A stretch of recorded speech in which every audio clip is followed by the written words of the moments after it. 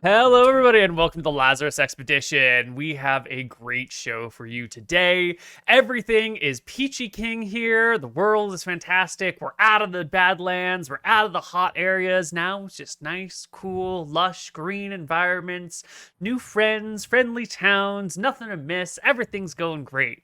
So, since everything in the game is easily taken care of, let's check in with our players. MrMouton, how's life going for you? Stuff for me is going pretty well. Peach and I have now planned, and we have our Go Rail or Via Rail. It's like a train ticket to Montreal for our honeymoon. Oh. So we're gonna be going on that after a week after our wedding. So yeah, it's gonna be a lot of fun. What about you, PotatoMcWhiskey? How's life? It's great. It's my birthday today, so I ordered Happy myself. birthday.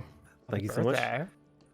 I ordered myself my favorite meal, which is a big old plate of chicken tendies with a whole bunch of different sauces, and I ate like a pig, took a nap, and then I've just been streaming ever since. Oh. Nice. And Nice. if people wanted to join you for your birthday stream, where would they go? YouTube.com/PotatoMcWhiskey. Right. Next up You get is because it's your birthday. yeah. Not that he needs it, to be honest, but next up is Peachal. What is up, my friend? How's I life? got back from Paris yesterday. I drove through probably the worst thunderstorm I've ever seen in my life. It was real bad. It was like hailing. It was like lightning on in the fucking sky every 2 seconds. I had to slow down so much. Oh yeah. I was like Awesome. alone on the road. It was horrible. I thought for sure I was gonna die. I was in that ship for like 2 hours, and then like navigation, because I think there was probably something happening on the highway. So navigation started navigating me through these French villages one by one, and like fucking country roads instead, and that was even more scary. And then I get to like a roundabout, and I'm supposed to take the exit, but it's like closed off, and I can't fucking see if there's a sign telling me where to go instead. So like in fucking Jurassic Park, when the guy gets out of the fucking rover to try to see where he needs to go to get off the island, I fucking go out and try. It was horrible. But I did learn something in Paris, because Paris is full of like scammers and solicitors, people trying to sell you shit, right? Yeah. People trying to scam you, trying to get your shit. I learned the best technique to deal with these people. I came up with this with my friends, and we did it the entire trip. If anyone comes up to you to try to sell you some shit in these places, you just don't talk. You just go meow. You just pretend like you're a cat. What the fuck? You just go meow. I'd fuck off. And you look them straight in the eye and you go meow. And they can't even be mad. They're just really confused. And they do like one double take, and then they move on. Yeah, Nice. well, it probably does sound like it would work. Bit odd though. I think that's You just do that that's to the what one works. guy who hates cats, and he just starts swinging. Yeah. And last but not least, Greenzerg. How's life? Hello. Life's fine. I don't really have anything to report. I feel like this. Quick, make something up. Go. Not to make up, mate. I did fuck all last weekend. I went to a secret screening of a new film coming out. I thought it was going to be the Barbie movie, which I was pretty hyped about, to be honest. But it turned out it was this movie called Joyride, which was okay, but it wasn't that good. That's all I did last weekend. And then I've just been working, and that's it, mate. Yeah, not much to report. Anyone here gonna go see the Oppenheimer movie? I want. I thought I heard Peachal say it was terrible, but was that me? I was really drunk when I tweeted that. You piece of shit. I told someone, I was like, got it on good sources that the Oppenheimer movie is shitty. No, I replied to it a couple hours later saying, just kidding, I didn't see it. It's not out yet. Yeah. So that's why I'm going to unfollow you. It's too dangerous. I saw like a Twitter thread. They were like, I hope they include the part where he like tried to assassinate his own tutor, and I was like, what? Like he like tried to feed his tutor in college a poisoned apple, and they put him on academic The probation for that instead of like.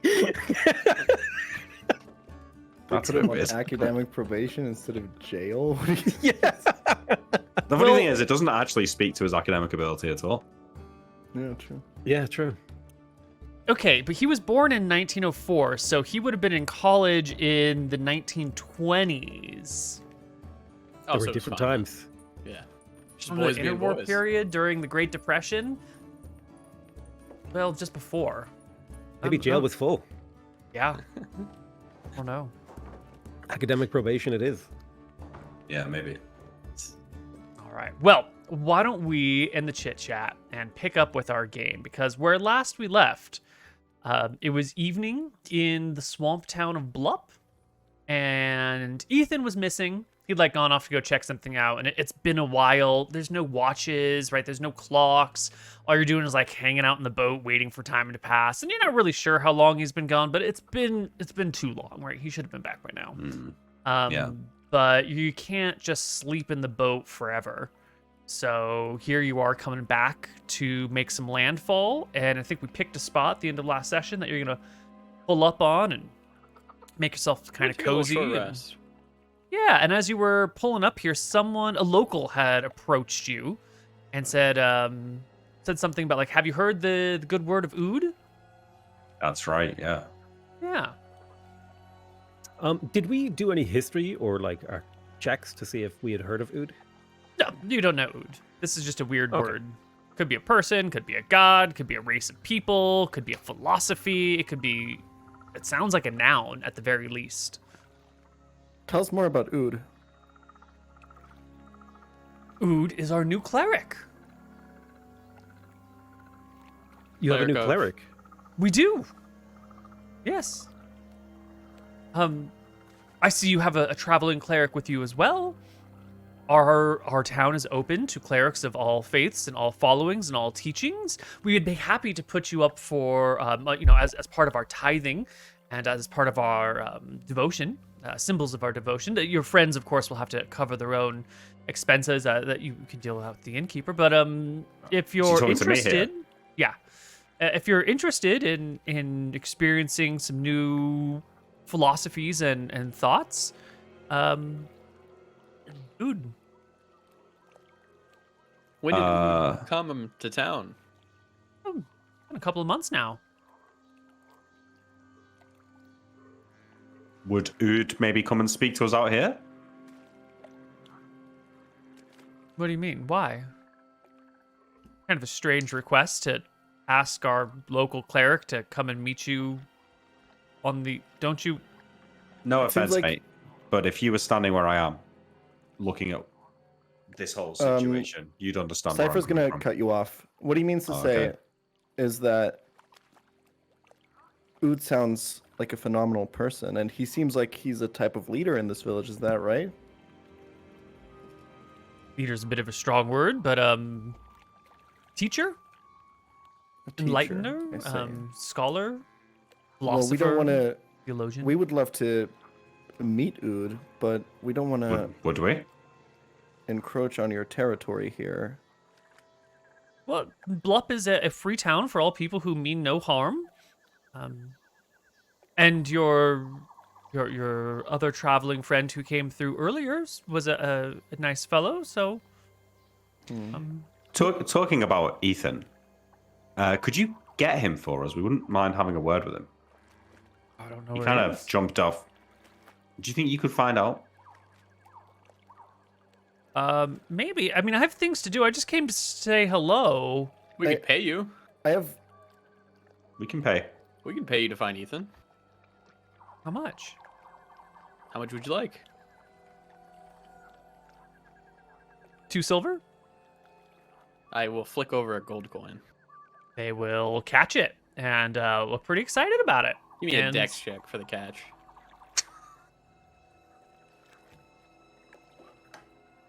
This is a good idea. 18. They catch it. Oh yeah. Yeah, it catches the shit out of it.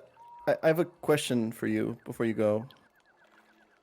I've been playing this game with my friends here, and it seems like they've been laughing at something that is there something they've been like pointing at my head and laughing a little bit, like there's something wrong that they're not trying to tell me. Is there anything weird about my head that you can notice? They start walking closer to you to take a closer look at your head. She'll like show her scalp and stuff. Yeah, they'll come over and kind of like hold you by the head and look on one side and the other. She will and, like, flinch back before he tries to touch her. Oh, I'm just trying to. Sorry, ma'am. No, it's okay. No offense. I'm just trying to take a look because I don't see not- anything. But maybe it's on the back of your head. Can you turn around? Not a very touchy person, and I will turn around. Looks pretty normal to me. I think they're just pulling a prank, and it kind of looks to the rest of the crew to see if there's like some joke going on, looking for signs of people laughing or snickering. No, they're just there. We just like to play jokes on each other like that. It's fine. Can I, as they come closer to the group, can I get a chance to like investigate the thing growing out of their head, or do something of like to like see what it is? Yeah. Well, it's pretty straightforward. It's just a thin centimeter thick little stem coming out of the top or the backside of the head and going up maybe I don't know, foot and a half or something, ending in like a little tiny umbrella shaped thing. But when you say umbrella shape, is it like a natural? Like, does it look like a flower or a mushroom or something, or does it kind of look like unnatural? Oh, it looks pretty natural. And like when I get to see the back of their head, are they wearing it, or is it like attached into underneath the hair? It just kind of comes out from behind the hair. Maybe there's something underneath the hair, or maybe there's, I don't know. Maybe it's just growing right out of the scalp.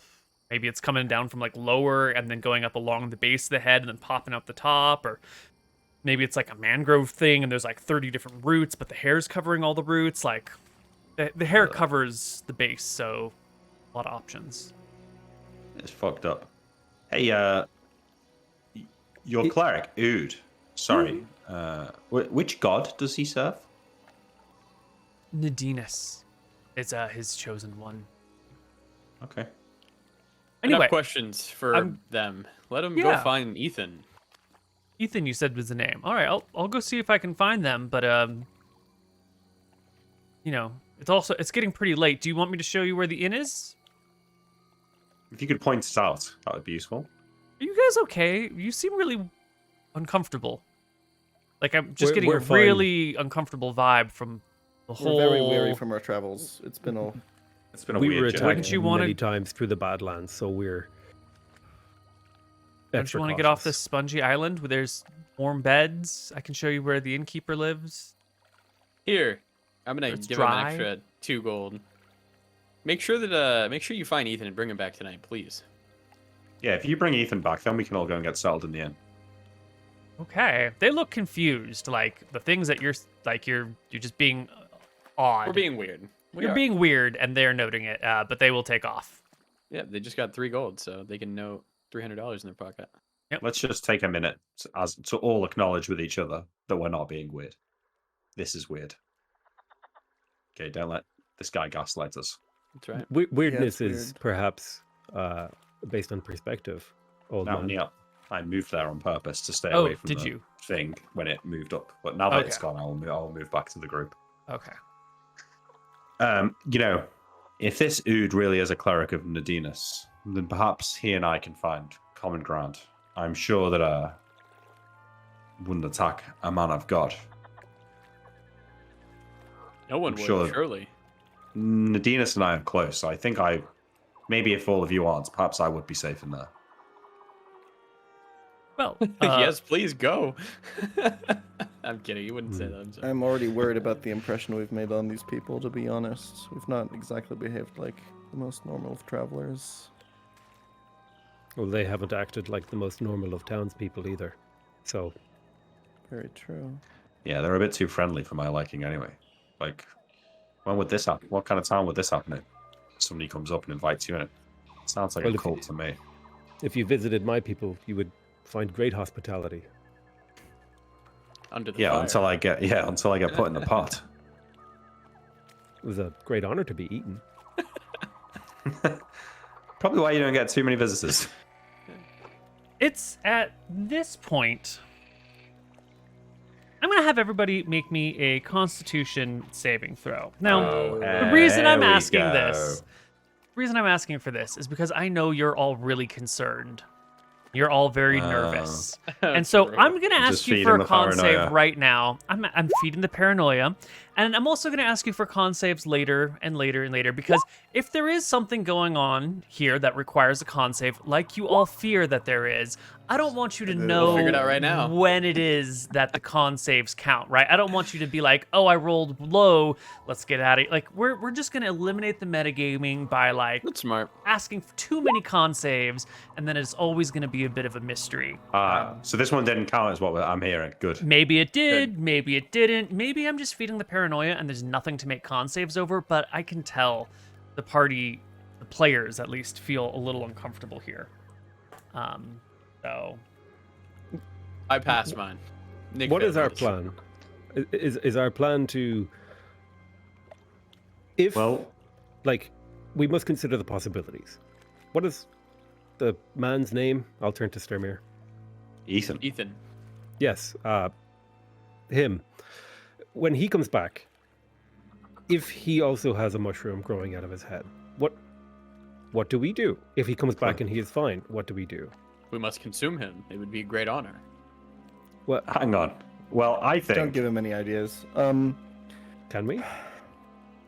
Well, I think Ethan would be, as he's not entrenched in this town, like people that may live here, we could use him to get more information. If there is a mushroom growing out of him, we could ask him a lot more questions than we could the others. We could, I don't know, maybe if he's acting real weird, maybe we could try what happens if we cut the mushroom off.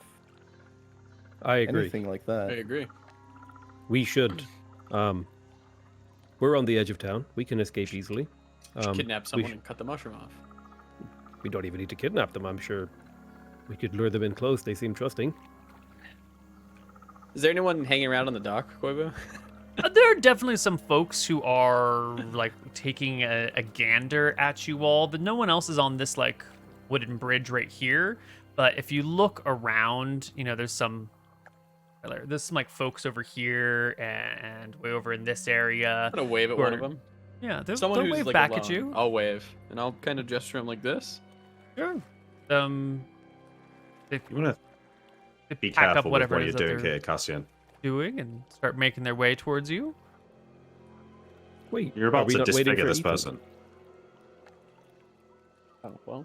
Takes them a little while to, you know, finish up their things and put everything away and make their way around the town and come down the docks towards you. But certainly they do. And down they come. Hi there, says our, what did we roll? Floor dice or fudge dice? Nope. We Doesn't roll count. 3. Oh, it's an older woman.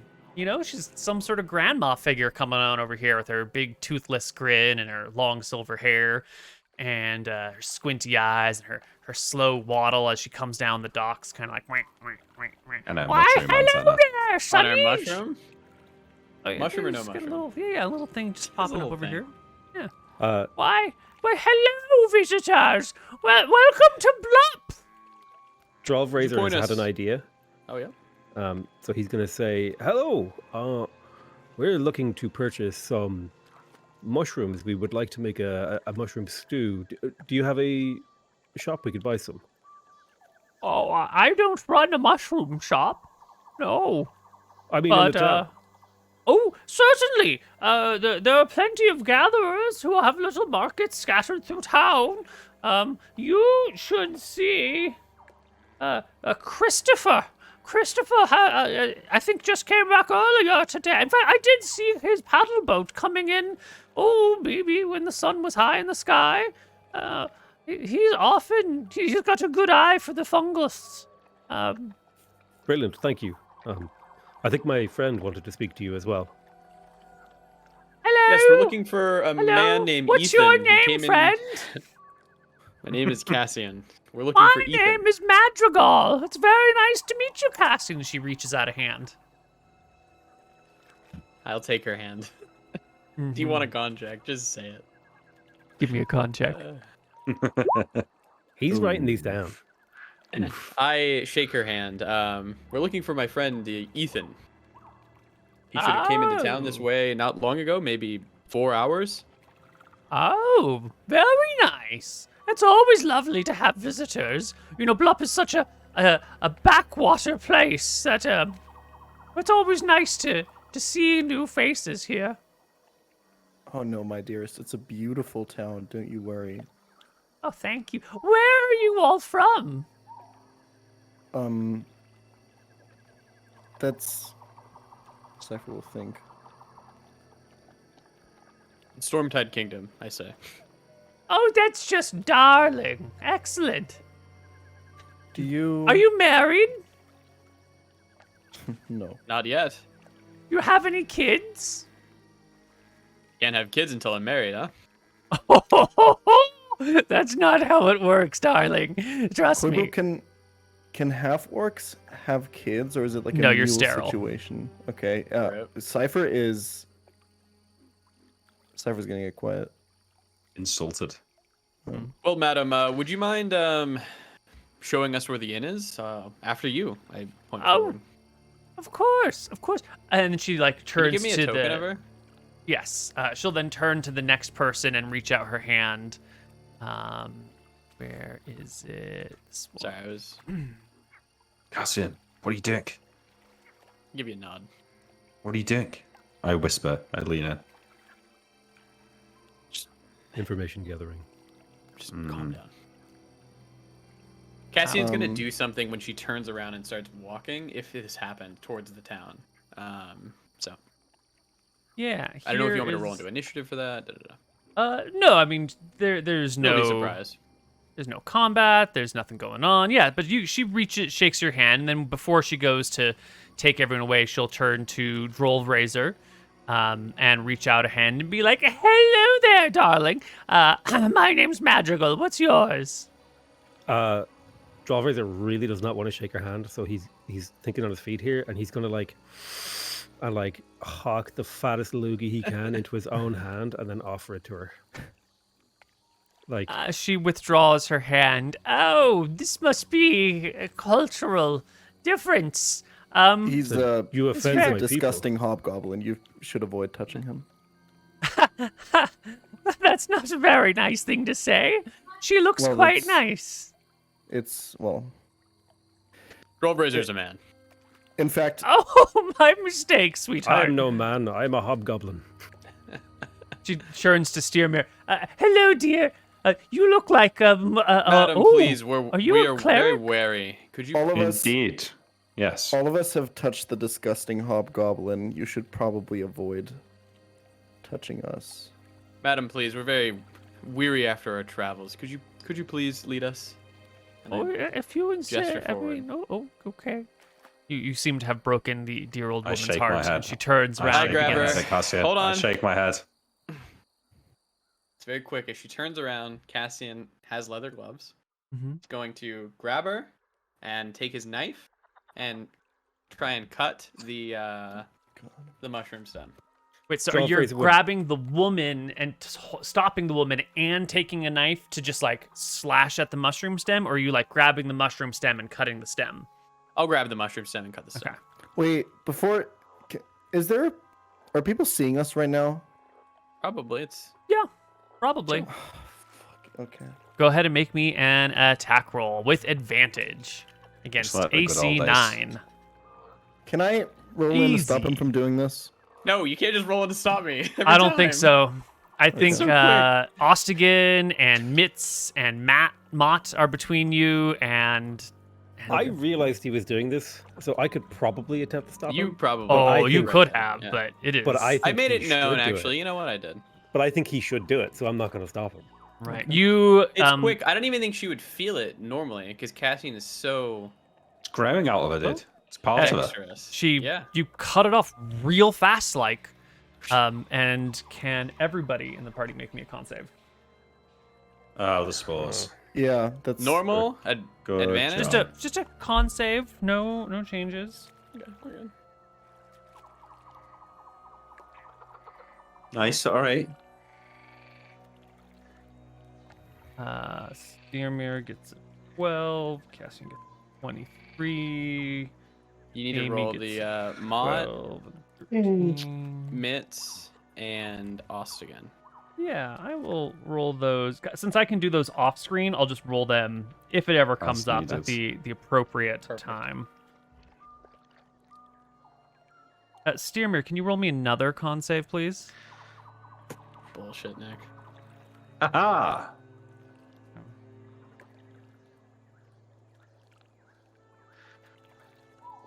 Do you want another And one? 12 razors. Never mind, you're good. I got everything.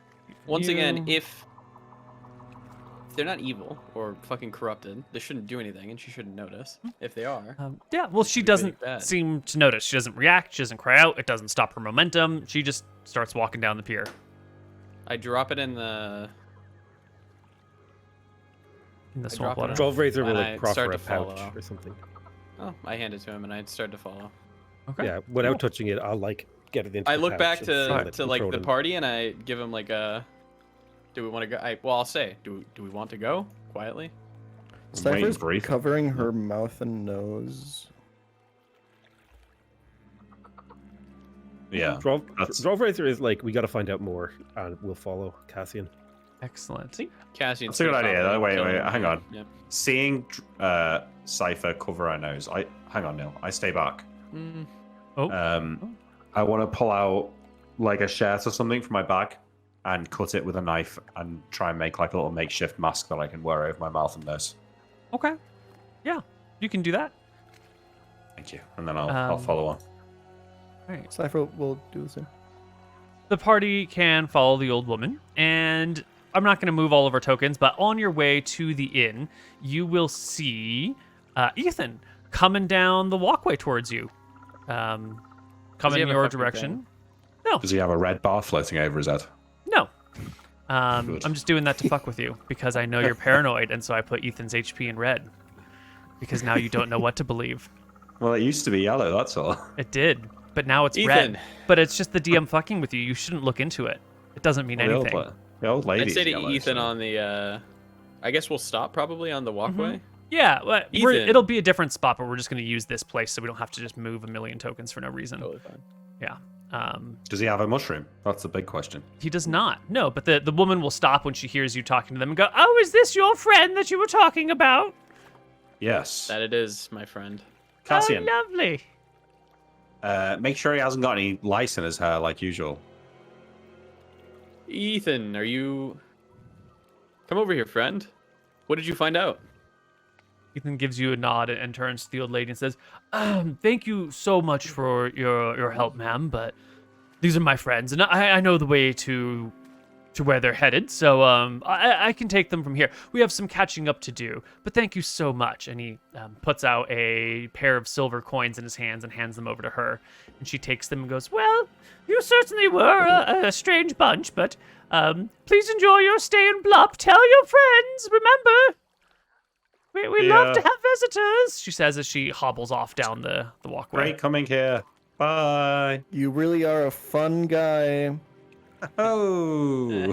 I give Cypher a little elbow. Oh, not. Nice. Yeah. What'd you find out, Ethan? Well, I found my contact. I spoke with their Ood fellow, and yeah, actually, disappointingly, everything seems to be on the up and up. My contacts here has been sending messages, but they just haven't been making it down. As we saw, the river's dangerous. It's probable that whoever he entrusted the messages to just didn't make it for a couple of months. So that problem What about solved. What about the things out of their head? That I haven't figured out. Your friend have one? That's not good. Yes. Did Ood have one? Yes. Was he actually a cleric of Nadinus? Yes. That's really not good. Because that means if everyone's behaving normally, and we're behaving normally, we might already have some of these inside us. The fact that you cut it off and it didn't change anything probably means that that stem coming out of her is probably only one small part of the mushroom. Mushrooms do grow quite a bit underground, and the caps that grow out of the ground are only a small piece of them. Ethan, not only am I a cleric, I'm also a medic. Can I check you over? Yes. Ethan will take a knee. I And- step onto this little island here. I would like to. I start off with his hair, so I'll start like looking through his hair, looking at his scalp, Seems looking pretty for ordinary. a little. There's no, like, I run my hands over his scalp looking for like any bumps or anything like that. Yeah, why don't you give me a medicine check? Let's see how good you actually are at identifying these things. And also, remember, Ethan hasn't showered in months, and everyone here is super gross, and you probably got like blood stained in your hair from fights, and you're a bunch of smelly, gross men, right? You're Can I use guidance before I do this medicine check, or is it too long of a process? What's the duration of guidance? Is it just 1 minute? It's 1 round. Oh, I think it's a full minute, but if you're doing just a really cursory check, just like a really simple one, then yeah, you could use guidance. But if you're doing a more thorough check, guidance wouldn't work. Okay. Well, I won't do it then. I roll 13. Okay. Yeah, you take your time. You look through Ethan. He seems pretty normal. He looks like he could use a shower. His hair is pretty matted. He's got some like bloody patches from almost dying a couple of times. I haven't put his tongue out, so I check his tongue. I smell his breath. Yeah. Breath is smelly, but it's not like weird. There's nothing like crawling out of his face. His ears are fine. There's no bugs are there. There's no roots coming out of him. His eyes are a little bloodshot, but that's probably pretty normal considering everything. He's got some like weird patches on his arms, some like rashes, but honestly, who doesn't have some rashes by this point in time? Everything is either normal or has a very plausible, very reasonable explanation, and you wouldn't think twice about it. Okay, the way you said that makes me think that, like, if I was being paranoid, is there some signs that he's got a mushroom infection? Well, I mean, rashes might be a sign of some sort of infection. No, nothing worse than that. All right. I turn to the party and I shrug and I say, well, I mean, he seems fine.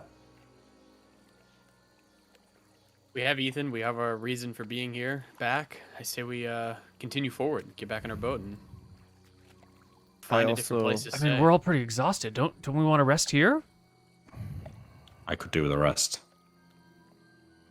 I think the longer we stay here, the more we risk having some weird shit happen to us. There was one thing that was weird about their behavior, right? It wasn't just the mushrooms. It was that when we asked about the mushrooms, they didn't know about it. They didn't know about it. Yes. Jarl's Razor will hold the pouch that he took the mushroom from Cassian in. He says, I want to show this to one of them and see if they react to it. Maybe the mushroom merchant? Listen, I need to rest. They spoke to me directly when we got here. I'm a cleric. I'm close to Nadinus. Why don't you let me take that mushroom and I'll go and talk to the Ood guy? Well, Ethan, maybe don't show it to Ood, but show it to like a mushroom merchant and say, I found this mushroom and I want to make a stew out of it and see what his reaction is. Like, does he act like it's... Oh, I see what you mean. I mean, I'm kind of planning maybe to ask this Ood fellow outright. What's going on? Did you ask anyone about the mushrooms? Not directly, no. I kind of followed along and listened to see what they were saying, to see if it came up. They didn't. Everyone was super chill, so I just kind of went along to get the vibe of the place. I wasn't trying to...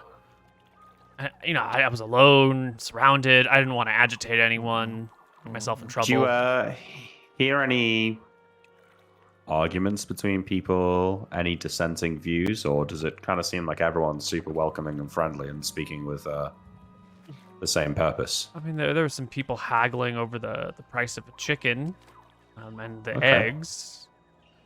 Yeah, it wasn't like some independent thought then.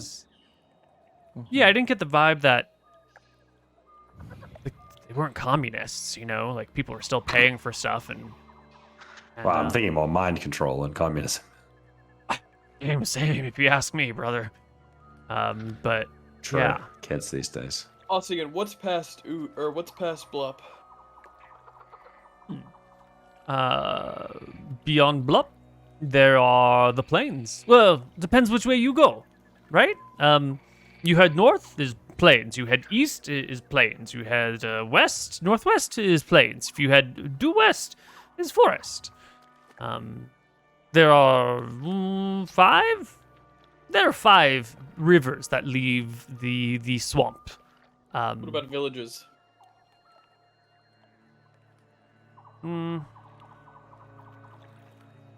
Not much. Plains have nomads. They're little villages along rivers. Yes, rivers that lead to Great Lake have some villages along. I do not know their names. I have heard of, but do not know of very well. How far would we have to travel to find the first place where we could rest for a week or so? Good question. You see, villages, not always dependable. They have the people who live there, they have a raider style lifestyle. That's why I know Visit is a very warlike. You know. So sounds dangerous. Sounds dangerous, but many swords, many spells. Maybe okay. Well, that's the thing. Not Maybe too strength many spells. respects strength. I need some time to meditate and pray. My connection with the gods is weak. I can't cast any spells right now. Well, closest village may be 60, 70 miles. It take, I don't know, 3 days to get there. If all go well and there are no fights. Cassian, let me get and speak to this Ood guy. I'll confront him. I'll ask him what's going on. And if things don't look good, I'll tell him that we'll leave Plax's body here and for him to get it to its family, and we'll leave. Very well. You'll meet us at the boat? Yeah. How long will we wait for you? Ethan, why didn't you come back straight away? I had to go talk to this Ood fellow. Chatted with him for a little bit. That took a while. I asked him if he knew about my contact here in town. He said he did. And so I went around looking for him, found him, talked to him for a while. It just took a while to track down everyone and get the lay of the land, you know? All right. Well, I won't be any longer than a few hours. I'll go and speak to Ood, and I'll leave. I know I'm just the tag along, and I was supposed to get off here, but if you're all leaving, mind if I come with you? I don't really...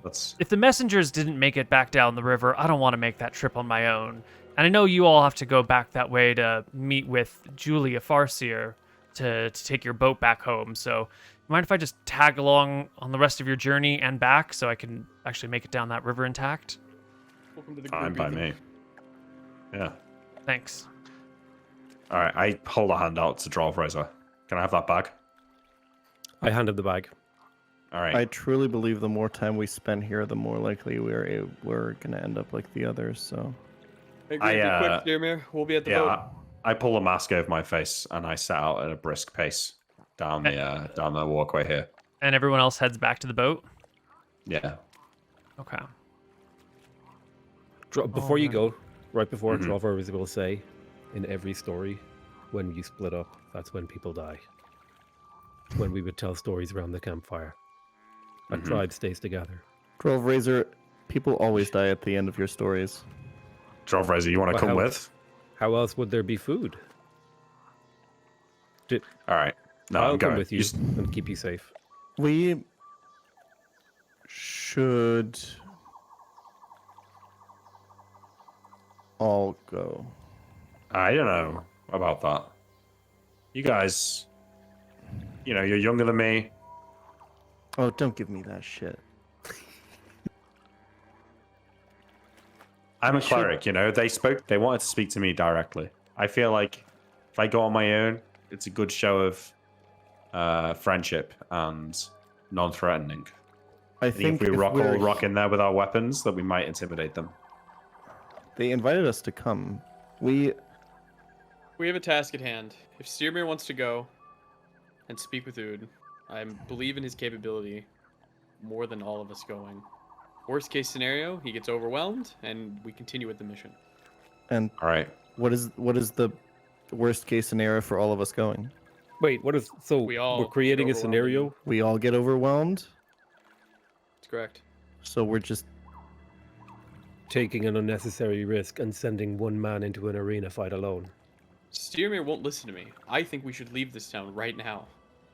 There's villages up ahead. I also think that what Steermere wants to do is probably not worth it. It's a simple question.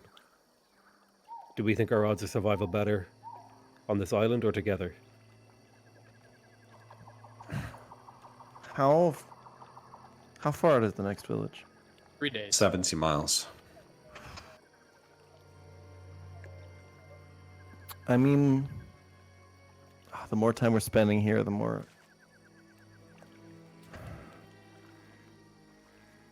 Listen, I'm only going if I'm going alone.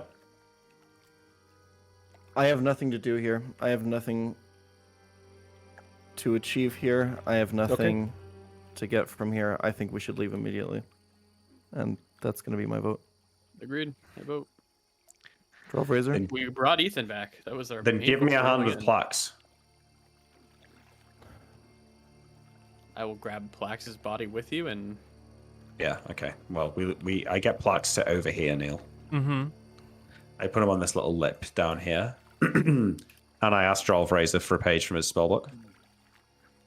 Sure, I give him a page. Yeah, and I get a quill, and I want to write a note and say that this is Plax from Blop. He was at one time a slave living in Abelar, but became a free man and was a faithful and diligent guide. And it was his last request that his remains be brought back to his home. Okay. And I leave that on the under his foot or something like that. And I put his arms in like a whatever the ceremonial sort of, I make it look like we've respected his body and we've not kind of Yeah. fucked around with him. Yeah, I mean, you're a Okay, cleric. You know how to treat the dead properly. Yeah, I give one last look back over my shoulder at the mushroom village of possibilities and turn back to You my can see boat. that old woman has nearby with a cluster of other people, and they're all looking out at you. And that other guy that had come over and talked to you, that you had sent Yeah. away, like all the people you've talked to are gathered, and there's like a small cluster of other folks who are coming around, and they're clearly like across the swamp way, looking at you and talking about you. And you seem to have you seem to be the talk of the town. I'm really curious. I think Stamir is curious, especially that this guy's a cleric of Nadinus. Makes him think that it's probably not something super nefarious and sinister going on here. Mm-hmm. And it Drolv maybe Razor is just really some wants sort to know. of blessing, perhaps. Mm-hmm. Like some sort of Nadinus blessing. I could see it being Yeah. that. But does the I'm lady not. have the? Sorry, Nick. Does the lady have the What? thing coming out of her? No, you cut it off. I mean, there's like a little stalk where that got trimmed, but the part above that is just gone. Cypher's only focused on the mission she wants to get out. Am I able to take a general sentiment of the people that are looking at us? Yeah, they're kind of confused. What the hell these people who show up, put someone on a boat, and then like hang out and leave, and then come back and like sort of talk and say no, but yes, but then take us, and here's some money to find our friends, and like walk part way down, and then come back, and then you haul a body off the boat and like drag it down the docks, and then like write a note on it. Hilarious. And now you're looking back, and they're like, "What the fuck are these people doing? Did they just drag a body off of that boat?" Like, you're all really suspicious. Drolv Razor Yeah. will Yeah. say, surely we should tell someone about the body and not just leave it with a note. It'll look Right. like we killed him. I'm not planning on coming back here anytime soon. Yeah, I think let's just Ossigan, leave it. prepare the ship. There is a return journey here in this. Okay. And Drolv Razor will get back on the ship. Does everyone get in on the boat? Yep. I'm the last one in. I look around. I look across the parts of the city. Do I see an obvious cleric looking out at us? No. Okay, well, I go back in. I think the thing that swung Sturmir's mind here was that it kind of felt like they weren't going to let him go alone, and he didn't want to be responsible for what happened to the rest of them, so kind of leaves him no choice but to come with, Gotcha. like to not go in.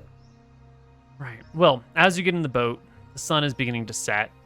Ostigan will tell you that we're not going to make it far. We're going to have to just sleep in the boat tonight because it's going to be too dark to find a resting spot. So everyone be careful, get really cozy, don't rock the boat, and be careful in the night if you've got to use the bathroom. Because the water here is dangerous, right? There's there's things in there that will pull you down to the bottom and drown you, and they're nasty creatures too. Anyway, the next day, Austin will ask you which way you want to go. There are the way forward. There are many ways, right? As I say, there are 5 rivers. Leave Everglades. 3 river, not go where we want to go. You want to go far northeast, yeah? Yeah. The heat stroke. Yeah, da. The big river. Big river, go to big lake. Big lake is separated with forest one side, forest other side, elves everywhere. Just crawling with elves. Elves usually nice people, they're usually not too bad. The other river, it go twisty, windy, and then it go curvy, and it go up to big plateau. Yeah, it is Voden River. It go to Voden, and Voden little secret garden. Neither place go to desert, but in between rivers is a big grassland. Water sort of hard to find. Have to travel on foot. We can go upriver in boat for a ways. And then there'll be places where we have to carry boat or maybe have to abandon boat. Dealing with boat, small problem, yeah? So we can take longer, windy river with lots of little get out and carry for ways. Or we can just walk along and go Voden route. But then, there's a big section of plain we have to cross. Yeah. Or we can take a fat river that's much shorter and bring us to Great Lake. And Great Lake have lots of elves, and then we walk along Elven Forest, because Forest have a little creek, little stream, we get a little water, and we walk along Elven side of Forest if elves no hate us and kill us, and that bring us to mountains, and then just little bit of plains, and then a great desert. Either way, Cinder Sands, big desert, we have to cross, get to Heatstroke. And that desert very big. It's 70 mile, and no water. So wherever we go, you guys, we're going to need more water skins. The elves sound pretty good. I mean, if that's the quickest way, I feel like. I worry about I point to Drollraiser and my other monster companion. Worry about how the elves will feel about these two. I worry too. It's not the elves you have to worry about. It's those half-wit dwarves that I hate. Why does everybody hate dwarves? You haven't met one, Cassian?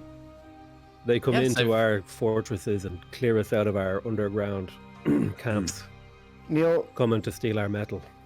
In the past, what would Cypher's run-ins with elves most likely have looked like as a half-orc? She's probably run into them in the plains, maybe in the arena?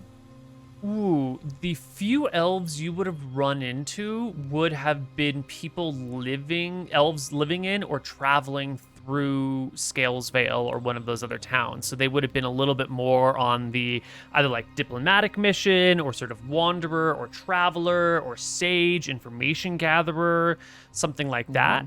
And they would have been very polite and very respectful and sort of understanding that they're outside of the normal bounds. But you also would have heard that the more adventurous diplomatic elves that are leaving their boundaries are pretty atypical. And that your people have different stories of being near elven forests and clashes and magic arrows being fired from elves that explode or like teleport you to the Feywild. They tend to have like multi-classed characters who have lots of combat capability and then like really good supportive magic. And your people famously don't get along with them. And the stories from your tribe that you've not experienced yourself have a lot more to do with we don't even bother going near the Elven Woods. There's easier pickings elsewhere. The elves are just prickly old bastards. Yeah. I have heard bad stories about the elves. All of our options don't sound that great. Drollraiser, the dwarves, they feed you to the maw, yes? Is this not a great boon they give unto you? If your No. people are too weak to defend against dwarves, do you not deserve to be eaten by the little things? They use unfair tactics, explosives, and things that clank in the middle of the night. Fire. They cheat. They cheat. Not a warrior's death. Correct. Who would win in a fight? One dwarf or one hobgoblin? What? One hobgoblin is worth many dwarves. By height alone. So I there's think- 3 Oh, sorry. I think every people has their merit and can warm up to others, but if a group of people has been stuck in one place for a long time and hasn't met people that look very different, it can get a lot more tricky to deal with them. The elves are long-lived. Yeah. You know, most elves will have seen all sorts of people. They tend to be wiser than the likes of us shorter-lived races. Time brings a certain perspective. I- Yeah, Maybe does they it? see past it.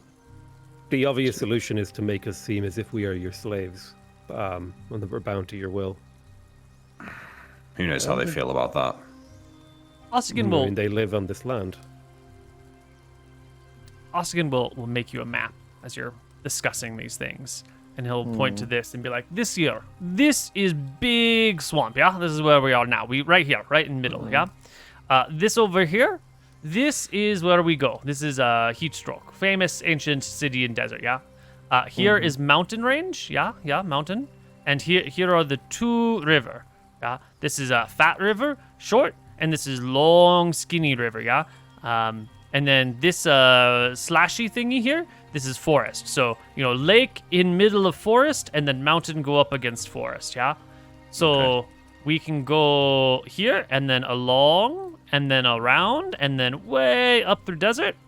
Or we can go long, and then way through plains, and then through desert.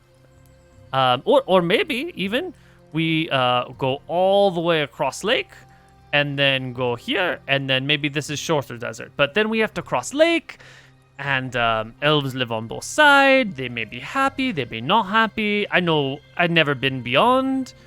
They say over here is plain, or desert, or grassland, or slope. So I don't know. If we... Lots of way. I think there's a way we could communicate to the people living on this lake that we're... I don't know. I just don't know enough about elves, I guess. Can you show us where some settlements are on this map? Not so many settlements, yeah? You have Old Dead City way up there, yeah? You have Volden, very important city over here. This is place where griffins come from. This is good horsemen. People of Voden, they own all plain. Like they horsemen. They have big rampaging army go take, army conquer, and then army leave, and they sort of in charge of plain, sort of ish. And then along river, and then the other river, the like river over here, and the river over here, and the river over here. Along the river, oh no, I know how to make that line. No. These river have little village, sometime. Very armed, very fierce village people, cause they have to keep horsemen away, or they have to pay horsemen money, and over on other side of all rivers, there's another big plain over there, and that's where centaur come from. Sometimes centaur charge cross rivers, and they fight horse people, and sometimes horse people win. Centaur very dangerous, very very dangerous creatures. Bad temper, very smelly. Wait, sorry. Are the centaurs the horse people? No, horse people are Voden. I thought I think centaurs were like that- horse people. Yes, I see confused. They're people that It's fine, Austin. breed horses. I think that humans are chaotic. We don't know what they're going to do to us. But I think we know exactly what the elves will do. As long as we are respectful of their forests and we don't mess with them in any way, they might come up on us with arrows. We explain what's going on. We don't act in any wary manner, and I believe that we should be fine. I've never heard of an elf just killing someone for no reason. I've I never mean, heard have you that, ever right? spoken to an elf, Cassian? Have you Has met Cassian every ever elf spoken that to an ever elf? lived? Well, obviously not. Duh. Then you may not know of the elf that wishes to kill on first sight. Yeah. Have you ever heard of a evil elf, Koibu? Yeah. Yeah. It's gotta be evil elves. Here, I will agree with you, Cassian. The elves is the better way, and I will say to you, we have many a moral lesson to teach to these lands around slavery and indentured servitude and the like. However, from the moment we first arrived in Abelar, I've been impressed by the people's ability in this land to see beyond the superficial, racial differences, oh, they're a monster, they're a dwarf.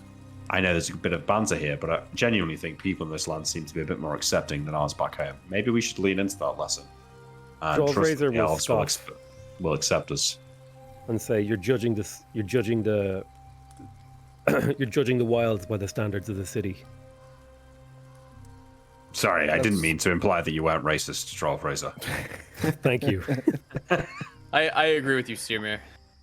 I think that the elves are the better choice, and if they give us any problems, we can retreat and go a different path. I'm It's the open. obvious path. I'm open to meeting these elves, and If we were to... Sorry, Cypher. I'm open to meeting these elves. What we know for sure is that we need a big resting spot, a safe resting spot before we head out into the desert. We need to replenish supplies. We need to replenish spells. We need to do all sorts of shit. I agree. And I think the elves might give us a good opportunity to do so. And I think they're also less likely to have fucking mushrooms growing outside of their heads. Maybe I the will elves say, have even though- heard of King Arnold. Or Heatstroke, they may know more about what's in the pyramid. I agree. But I will say, if they're such lovers of horses in Vodan, and the path from Vodan to Heatstroke is plains, then we might be able to get horses there and travel pretty quickly. Maybe, in the end, quicker than walking through a forest and over a mountain range, even if it is a shorter distance. Sounds like there are also quite a bit of warriors in Vodan. I don't know if I Yeah. want to fight people on horseback. with Who knows lances what's and in it? spears. Ancient elven forests. Ancient elven mountains. There could be Elves. anything in there. Well, elves or pixies or sprites or... Joel Fraser Did you will not scoff vote again. for going for the Elven Forest? I did. I'm just cautioning the other side as well. It's a wise man, Cassian, considers both arguments before making a decision. Already considered. The reality is we don't have enough information to make a decision. The elves are an unknown quantity. Not to Ostigan, they're not. Ostian, you've been in their villages? In Elf Village? Yeah. Elf no have village? Not quite same. They call their small unit of where people live pod, like peas in pod, like a little snack. Like and a they're tribe? very small, huh? What Like a tribe? Like a family? is bigger than family, smaller than tribe, but like also smaller than dwarf family or smaller than kobold family, like dozen, maybe 2 dozen live in small little area in little grove of trees. They live up in tree, obviously. Elf. Would we struggle to find somewhere to stay there? That's a good question. They no have inns, bars, taverns, common space. Yeah, they're no common space. Common space is outside. Yeah, so if you make very, very good friend, like super good friend, maybe they let you sleep in house. But there's so many of us here, and each of their little pods so small, and we have weapons, and I don't think they invite us in. Or maybe they have secret place I never be. Right? Elves have long lives, many homes, many places, many secrets. Who knows? But I've been there 5 times. At Forest 5 times. Never been invited in. Never asked to stay night. My worry is that the way there as well, we'll have to pass through these warrior villages, and they may not take kindly to us all. Coming through armed in a large group. Might be that the road to Voden, or the river to Voden, and then horses across the plains. Might be a bit longer, but might be simpler You have and money. easier. You buy friends, yes? In Voden or in the forest? Well, little village on river, in Voden. I mean, you have lots of gold. Gold is friendship. How Yeah. big of a city is Voden? Oh, Voden, good city. Very good city. Biggest city in Plain. Only city in Plain. Not And the as last big as, argument I'll make, we've got a lot of gold. We might be able to, it's not as hot here, so Voden, they might be making armor. We might be able to stock up on better supplies. Put some of Cassius's idea. gold. Drollraiser will like pitch in and say, and so wait, when are we getting a chance to rest? Because this seems to be the crux of the thing. We just left the only place we're able to rest until we get to the pyramid. No, we can rest at Voden at the latest, I'd say. Yeah. And you On want our to way, go through Ostigan, just keep an eye out for inns or little towns for us to stop in. It seems like Ostigan, right are there now. towns on this river? Have you been down it? I think there's a small village.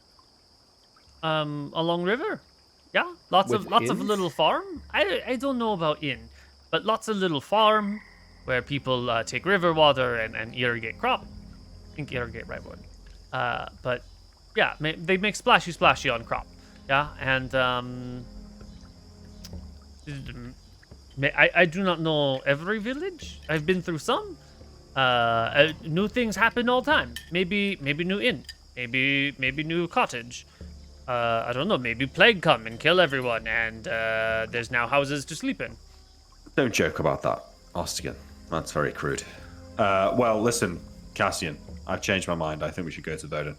Should we have a vote? Yeah, you're gonna get a rest before we get to Voden, so I think that we should go through the Elven Forest. Are you So, voting I for vote- Voden? Yeah, I vote for the Elven Forest. Good I job. vote for But you're- Voden. Oh, well, laugh at Ostigan. If you want Elven Forest, put your hand up. I look to the group. Can you repeat your Drollraiser. argument as to why you think it's better than Voden? Elven Forest, we haven't really heard of elves just randomly fucking killing people, whereas we know humans are actively going I've heard to do of that. elves randomly fucking attacking people. I don't care. Make a decision, please, God. Just get me out of this conversation. Voden!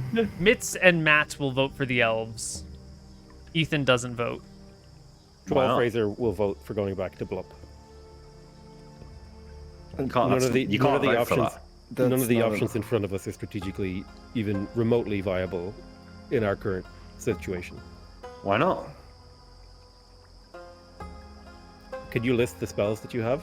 Well, I have no spells, but if we go along the river to Voden, I mean, it's a place patrolled Along by Centaur, great... Horse Country, the people who raid people. No. people. That's the other way. The raiders are on the Elf River.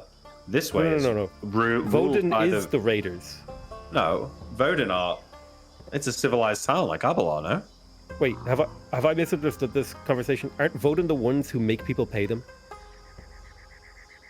I don't know what you mean by make people pay them. No. They are the ones you pay. You pay tribute to Voden, or they come mess with you. Yeah. Oh. Well, Yeah. sometimes, yeah. Yeah, they're it's like a horseman empire that sort of spans the planet. Empire is a very, very strong word here. It's way too strong for it, actually. But they're Like a duchy or a kingdom? cavalry power with some griffin riders. And there's that like big plateau that you can always see from the Great Desert, and there's a trade route that goes up it, and you can like do some trading between Voden and the desert, but they never allow any of the desert people up into Voden. But we've like come all the way around the back of the plateau where it's so open that you can just walk in and there's nothing they can do about it. But they are fairly militarized, and they are sort of the big swinging dicks in the area. And what's a big swinging dick to do but to enforce its will on those around it? I feel like our gold will get us further in Voden than it will in the Elven Forest. What I did the vote agree. come to? Yeah, well, we're not finished, right? So I vote for Voden. Cypher votes for Voden. You vote for Blop. Matt and... Mitz. Was it Ostian or? Mitz. Matt We and had Mitz. three elves, 2 Voden. Yeah. Even if I convince Blop. Drollraiser we're stun locked, let's go visit the elves. No, Ethan should vote. Ethan and Ostigan haven't voted, and what was Cassian's vote? It was, He voted for the elves. elves, but if it's gonna take another 30 minutes to decide, I'll just go to Voden. Yeah. We're Ostigan wasting doesn't care. Valuable time.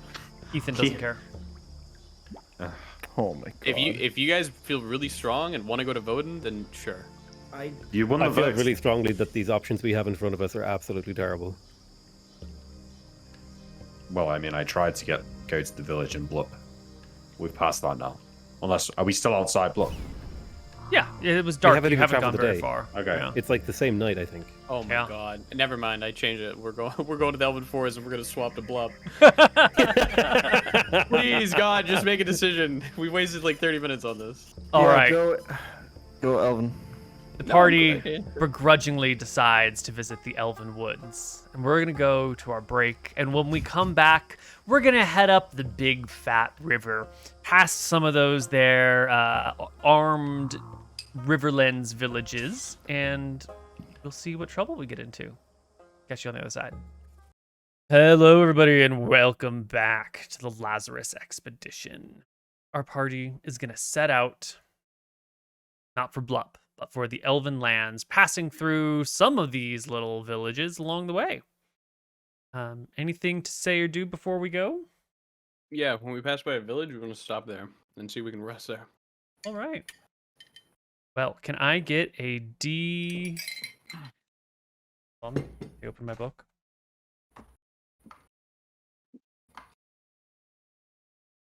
Who's the fucking OCD guy, by the way, with the arrows? Is that you, Jamie? What? Every fucking time we play this game, I'm just watching you drawing around fucking shapes with, Oh, with those sorry, yeah. arrows. That's It's the- either him or me. Yeah. Mm-hmm. Can I We've get all a, been Sometimes we doing do that. it together. a D100 from St. I got it. Nicholas? Oh, nope. I haven't done that'll one of do. these in a while. Roll high. It's fine. Excellent. And can I get another one from you, Jan? Mm-hmm. Roll well. Oh, Oh yeah. All right. The party gets out of the swamp. You pull through the swamp, and you do see some sketchy shit. You see, like, a giant frog. When I say a giant frog, it's like 12 feet across. You know, you leave it by. You just pull right on past it. You see, like, these fins, or maybe, like, one really long fin come out of the water and just, like, keeps coming out and going back down, like, as some sort of large serpent thing. But you ignore it, and you just keep going. I'm assuming you're not trying to pick fights with creatures at this point in time. There's Yep. weird stuff going on. There's, like, 2-foot long mosquitoes that you pass, but they don't come at you in swarms. You can just bat them away. There are problems. There are some weird plants. You see, like, a little bit of a vine that's sort of like looped over itself, hanging down, and Ostigan will, call it out as a hangman's plant. And if you get too close, that vine will like swing towards you and grab you by the neck and yoink you up. But it's okay. It was out in the open. You saw it ahead of time. Ostigan knows the swamp. The swamp is dangerous, but you bypass all the troubles, no problem, and you start making your way up this river. Yeah, Alright. the swamp continues just a little bit up the river, maybe a couple of miles or so, and then the swamp and the trees with the Spanish moss and the mosquitoes and the standing water slowly gives way to like a little bit of a current, followed by a rather large river. It's maybe 300 feet across at this point. The current is sort of swift, but not too swift. Like you're having to row and pull, and everyone is having to work together to make headway up it, at least on this part. And eventually it just gives way to forest on either side and a nice, fat, lazy flowing river. And let's get some gentle, lovely river music going on, because this place is not too bad.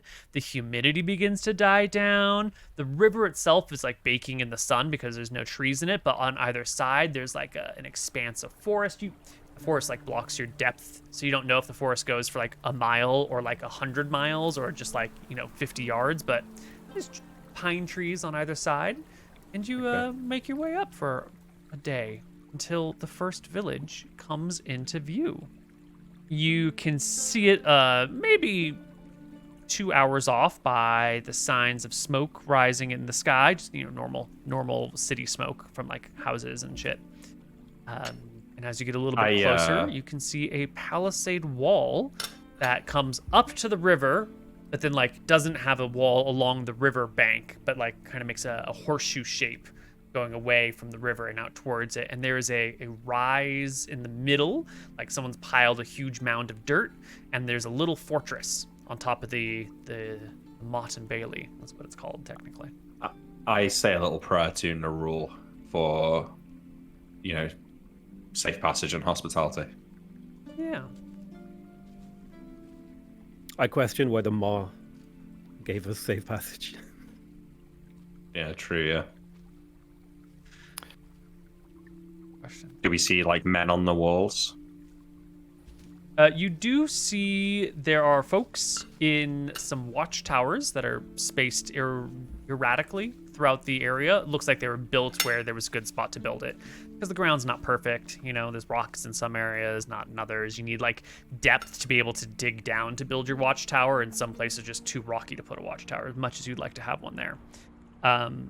But yeah, you see some people in the watchtowers, and you can see some folks looking at you as you start to pull and row your way up the river. And the village looks to be pretty much entirely halfling. It's like 400 or 500 halflings, and then the people in the watchtowers are humans. And maybe a couple of other folks walking through the village are humans, but it dominantly halfling village. How far are the watchtowers? If I waved, could they make it out? Could I make them out? Yeah. If you can make them out, they can make you out. Oh, Trollraiser will salivate and say halflings are some of my favorite. Cypher will elbow you. I will, kind of point, You see what I did? Do it again? I saw, but I didn't understand. And then I'll point to my allies. Right. I'll Yeah, also someone in hold the up some watchtower does a waves you in sort of thing. And then they call down to someone below them. All right. See, Steermere? It's not too bad after all. Maybe you're right. As your boat begins to make it closer to the shoreline, you can see that it's been a bit of a spectacle. The people who were doing things in plain view have stopped the things that they're doing, and they're watching. And as you get within a few hundred feet, you can see a group of armed humans wearing leather armor. Some of them have scale mail. Some of them one of them has a breastplate. Most of them have spears. A couple of them have bows. A few of them have axes. It's sort of a mishmash of stuff. But this troop of 10 people comes on down towards the river.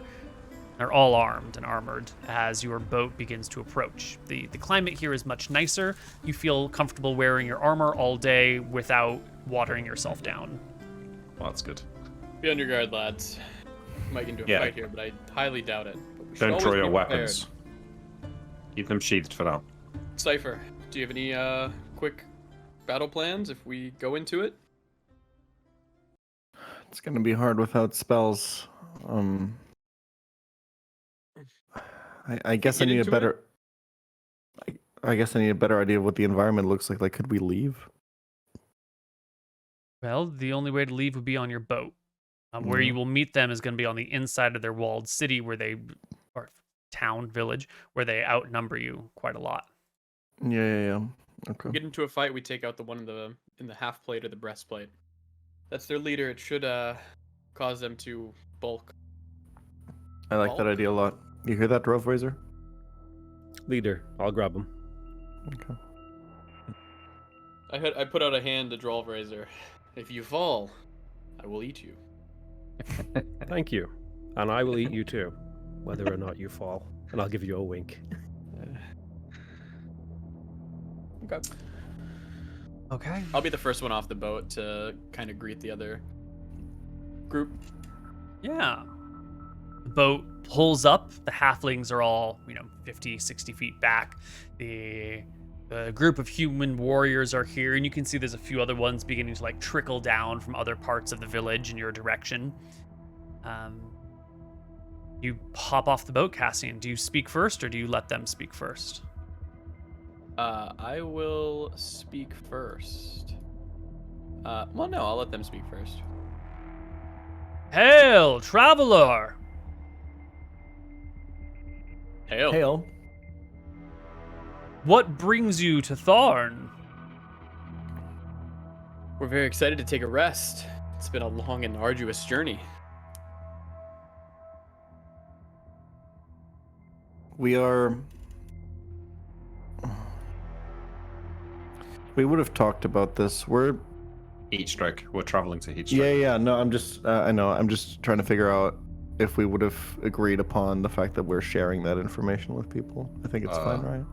I think it's fine to say we're going to Heatstroke, yeah. Yeah. We're on our way to the city of Heatstroke, and we need a rest before we can get there. Haven't you heard? The city's no more. Completely ruined, damaged, has been for hundreds of years. There's nothing left there. And here, surrounding it, is now a great desert. Complete wasteland. We have heard, but we'd still like to investigate the ruins. Shrug. Well, you're coming from the south, then you've made your way quite well. Thank you, friend. Could you point us to the closest tavern, and who do we pay to take care of our boat? Well, you pay me. How much? I'll pull out a little gray baggie off the side of my... I guess, wait, you don't have bags. It's more of I've like got chains, Molly, I've got Green. right? Isn't it cords of like Yeah. silver and gold? They're they're ropes with coins stacked on the ropes. They're gonna seem to have... We would have talked about this beforehand. Let's not make it obvious that we're fucking loaded, by the way. We're not loaded in coin mainly. We're more Okay. loaded in other stuff. I But thought they you will were see. carrying like 40,000 gold or something. Yeah, I also thought we had a fuck ton of coins with us. Yeah, but it's a lot of gems and stuff. I mean, Okay, Lord. but let's still not make it Yeah, obvious that we're we fucking definitely loaded. don't have 40,000 gold. We have 1,000 gold, 7,550 platinum, and that's gonna be like in a chest or something. In Yeah. the That's boat. that is a lot though. It's a lot. Yeah, we're pretty loaded. But they are going to see, because I have this on my character, 250 platinum, so probably 2.5 ropes of platinum, and then like a little bit of gold. Mm-hmm. Yeah. Say, as you get off, they can take a look at you and they see the platinum. They see my hanging axe. by your side. They see your Fucking axe. You're like, 750 GP. yeah. This mishmash group gets out, and the person who you asked where you could leave their boat says, "Well, you can pay me for it. My name is Vaughn, and I'm in charge of security and hospitality." Pleasure to meet you, Vaughn. And I'll reach for my gold rope of Mhm. coin. How many? Well, how many are you? Is it quick head count? Is it 8? 8 of you? I want to say it's 8. Yeah. Yeah. Yeah, And how long are you staying? at least a week. Maybe a week and a half. Do Need to you gather have any supplies. enemies that are chasing you? No. If we had any enemies, they would have already been dealt with, my friend. We don't leave people behind. Mm-hmm. But I'm also not in the business of making enemies. My name's Cassian Rin, from the Stormtide Kingdom, he says, because he says from. Can't lie. Mm-hmm. Well, Cassian Rin, I'm Vaughn. This is Thorn. And this is a fairly peaceful village. It's peaceful because my men are here to keep it that way. So you're more than welcome to stay. But we're going to have to ask that you hand over your weapons and armor. We don't very much like we don't need to take any chances with visitors. Do you mind if I speak to you alone for a second, Vaughn?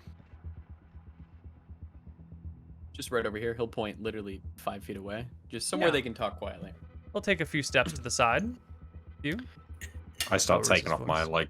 weapon belt and my armor. Mhm. Cypher will See, put her hand on your shoulder to indicate that you should stop for a second. me and my friends here, we want to make sure that we get out of every village we go into alive. We don't cause any problems. In fact, many call us heroes. I don't know if word's traveled up here, but you may have heard of the Waystars. If it hasn't, then I would like to offer a donation to this fine village. He'll reach for a cord. Mm-hmm. of platinum, and will gesture it towards him. Oh shit. I promise you no trouble.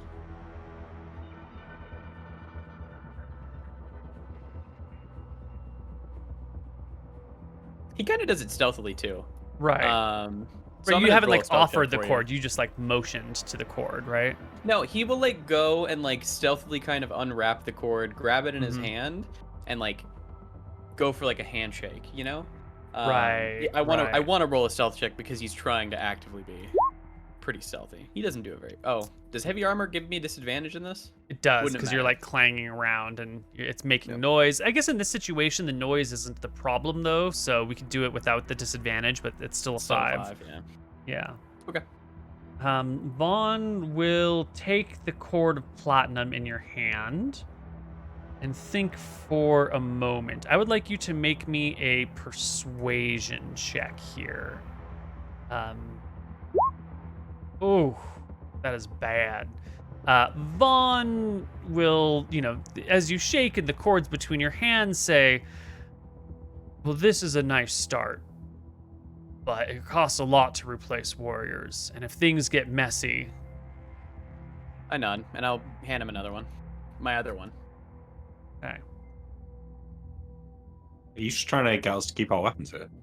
Yep. All right, so you're handing over 100 platinum 200 coin. 200? 200 platinum, because a cord is 200 platinum. 100, correct? A cord is 50. Okay, then I've handed over 100 platinum coins. Yeah.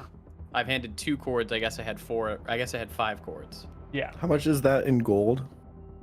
400 gold? No, 200 gold?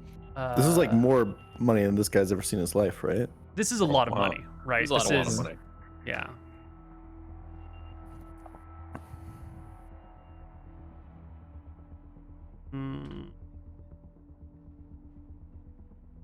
Do a quick check over here. I just handed him, I think, $40,000, if that's the correct. Yeah. Yeah. Jesus Christ. This guy just got a year's worth of pay. Is the Yeah. chest that we have on the boat like locked? Yeah, there's definitely like some sort of a lock. This was like one of my favorite tweets of all time. It's just like regular ass commoners living in their village earning like 3 GP a day. Then a D&D character comes in and hands them over like half a kingdom as a tip. Mhm. Yeah. So 1 plat is worth 2 gold. You've handed over 100 platinum, so that's 200 gold. So that's like Sorry, what? 20,000. That's like 20 grand that you're handing over. 20,000 copper, yeah. Yeah. Vaughn will take a look at the platinum and look across your group. Now you did roll a 1 on your persuasion check, so Vaughn has still got some still whispering quietly to you, be like, who are these people? I see a half-orc and a hobgoblin in your party. We've had some dealings with local hobgoblins. They haven't gone well. How much do you trust this one? I trust this one with my life. He's my compatriot. We've seen battle together, and I can keep him in line. Any of these people, if they get... I nod. If any of these people get out of line, I will be the one who deals with them, not you. And this half-orc. You know She's what my they good say friend. about half-orcs. Half the brain of a human, half the temperament of an orc. It's been the opposite from my experience with her. She has a very soft touch. Sharp wit. Maybe this, and then I'll reach for one more cord. Can ease your worries. I'll need the The rest hand of it. will sort of close over the Okay. cords, and there'll be a nod of agreement and a gesture. Well, welcome to Thorn. You can head up over there, and that's the inn. And over there's the tavern. I'm sure you'll be making use of those facilities yourself. Outhouses are that way. There's some public ones there. We do shut the gates when the sun goes down, and if you see anyone on horseback, you should get inside the city as fast as possible. Wouldn't travel too far, and yeah. Don't go for a Thank you, swim in the friend. river. Thank you. If you need anything from me, I will be staying at. I look for the tavern name. Is there like a placard that I can read? Give me a perception check. How good are your eyes? 9. Not good enough. You'll have to get closer. I'll be staying and I'll point. What's that inn called? I'm working so fast to come up with it. I It take is Cassian. Bartholomew Barrington's house. Okay. What do you say?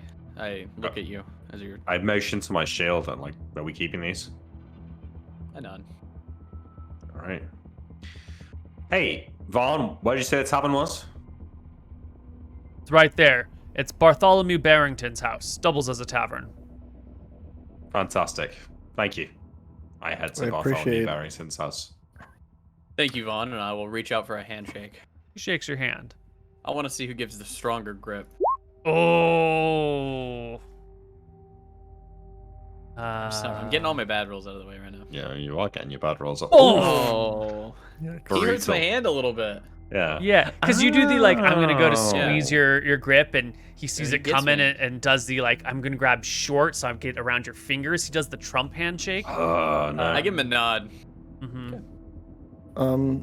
Cypher will also walk over to Vaughn, say thank you very much, for your hospitality, and she will also, and she will introduce herself. I'm Cypher Quakeclaw, and she will also extend her hand, for a handshake. Let's also do a quick check.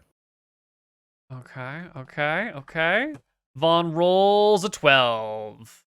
It's pretty even. Yeah, pretty even. She will pretty like close. wink at him and point her head over to Cassingo, and she'll whisper, "He's the bank of the party." He gives you a big toothy grin. Gotcha. Welcome. Try not to cause any trouble. Remember, the halflings aren't for eating. Iron Grip highly respects Vaughn because he bested Cassian in this little game of strength, and if anything, to a hobgoblin, strength is like hierarchy.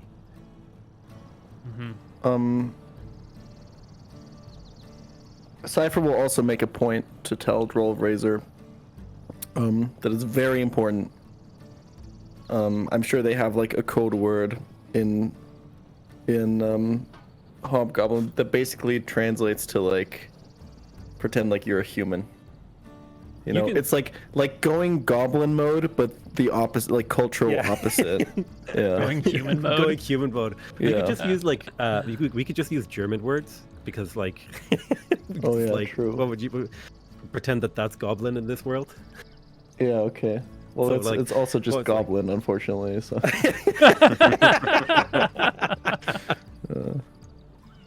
But yeah, okay, we got it. Okay, and the party sits down to rest. Now, if you can get a long rest in this town, if you can get through a week in this town without starting any fights, without killing anyone, without pissing anyone off, you can get experience and a long rest, and who knows, maybe even a level up. So, Baby. party, can you get through a week of peaceful activity? Easily. Absolutely, we can. Okay. Droll Cypher's Razor chill. flatly refuse any and all alcohol offered to him. Oh, wow, you're really pulling out all the stops here. When Cypher said go human mode, she said it like in the same way that they like there's a certain sternness to her tone, and his respect for her is like beyond a normal person. So he's just like, nope, I'm on my best behavior. And he also understands that like his chief complaint was that we would have nowhere to rest. So he's like, he understands the gravity of this. Okay. By the time they get to the tavern, I've already got a drink in hand. And I see Droll Razor or Droll Water or something. I say, Droll Razor, we traveled together all this way and you won't even have a drink. It's better that way. No offense, Cypher, but I was talking to Iron Grip. I know, and I was listening to the conversation and just dropping in. Iron Grip, you're gonna have a drink, right? You're not gonna make me drink alone. I'm here. You're not alone. But I am drinking alone. Iron Grip will kind of like, it's kind of subtle, but he kind of glances towards Cypher and tries to stop himself. And he's like, I'm just not thirsty. She will nod at him and smile. Fine. Cassian will be here soon. Cypher will turn to Cassian. You handled that guard quite well. It was a good interaction. I was afraid for a second that showing him how much wealth we had would make them attack us and kill us all, but I think that was the best outcome. I didn't even think about using that in that moment. It was very smart. People just like, a lot of humans just want money. They do. Money and appreciation. She will smile at him. I'll smile back. Okay. All right. Well, I have a peaceful long rest. Well, I'm going to start tallying up some XP here. And as I do, this is sort of the first time the party, this new party, has had an opportunity to rest and relax since you left. It's been a long journey. And as we might all know in this day and age, when you are in a cramped space with people for weeks, maybe months on end, tensions can get a little high. Now that you've got some space, there's room to stretch your legs, there's new people to see, there's like good food being made, all this other stuff. You've got a chance to maybe air some grievances or shake some things off. Is there any friction that's been developing in the party that's been sort of tamped down because you've been in such close quarters? Cypher is just really eager to fucking get herself washed properly. And they've also, I feel like Cypher and grievances. No, Cypher's fine. Drawfrazer's only major grievance is that the party is strategically very weak in comparison to what he's used to. Like they make decisions. Like he has a sense of frustration with how the party makes decisions, because he's used to there just being someone in charge, right? Like someone is in charge. The strongest, most intelligent, most powerful person knows the right thing to do. And so in this situation, and the people who respect that person follow them. And so he's kind of a little bit frustrated with how the party makes decisions. But aside from that, I mean, he probably would talk about that fairly continuously. He's like, well, back in my day, Chief Wiggum would just take us all out to wherever we need to go. Personally, I don't think Sturmir has any issue with anyone. Okay. Other than Cypher being a bit intense. But, it's not the end of the world. I think now that there's more room, I feel like Cypher and Iron Grip definitely have a training regimen that they normally follow. At least a little bit, a few things in the morning, maybe talk strategies, do some reviews and stuff. So I think they will take some time as the two of them during this time and talk about some stuff. For sure. I think this town seems safe, but we should at least see if we can find some kind of map or information about it while we're here. I don't feel as safe in the small towns as I do in the big city for some reason. Well, yeah. There's less defense here. If you're in Abelar, you're safe, I suppose. But these people, they seem fine enough. It's more that in a big city, when a lot of people get together, it's hard for one person to control the show. A small town like this, you're at the whims of whoever's the most powerful person nearby. I would have thought that's what you felt more comfortable with. You're always going on about how we shouldn't vote and somebody should be in charge. Yeah, but typically the guy in charge, his motivation is to send me to battle, not to a gallows. Well, there's plenty of time for battle, Iron Grip, but now's the time for rest. I still Try feel and a bit turn your uneasy mind here. off. Yeah. We'll, Good we'll night. sleep, you'll probably feel at least better. walk around the city sometimes and just get a feel Yeah. for where everything is. And I did have something I wanted to do on the first morning there, not the day we get there. Yeah. What do you want to do? I will go and seek out Thorn and just have a little word with him. I don't see any other clerics around here, do I? If there's a temple, I'll go and visit that as well. There's a temple and there are priests there, but there are no clerics. You can find Vaughn. Vaughn seems to have, a lot of duties. Seems to be the head of security around here. But you can chat with them. Hey, Vaughn, have you got a minute? Yeah. What's up? Well, I touch my holy symbol. I'm a cleric, and I've been out of touch with the gods for a little while I've been traveling through the Badlands, and I mean to make some time aside to pray and to meditate. And I often do this when I'm traveling, but I noticed there's no cleric here. Maybe I could help you out with some things. Maybe bless some of your dead, perhaps. Hold a sermon.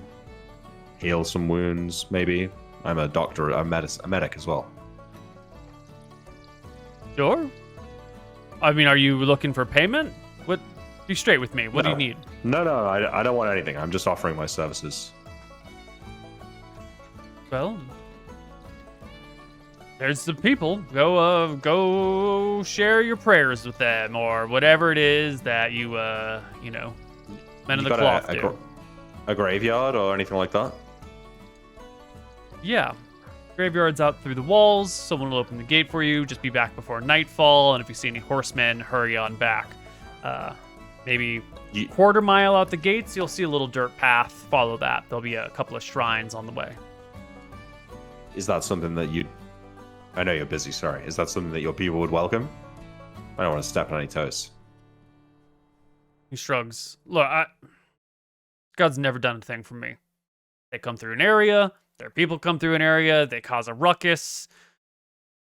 I try and render under to the gods what's the gods, and render under me what's done to me. So, no offense, but you do you, boo. No, I understand, Vaughn, but a man's actions begets the reactions that they'll get, and if you close off your heart to the gods, it's no surprise that you don't see any benefit in it. You should try opening your mind to prayer and to worship, and maybe then you can see results. As long as you're a cynic, the gods will look past you.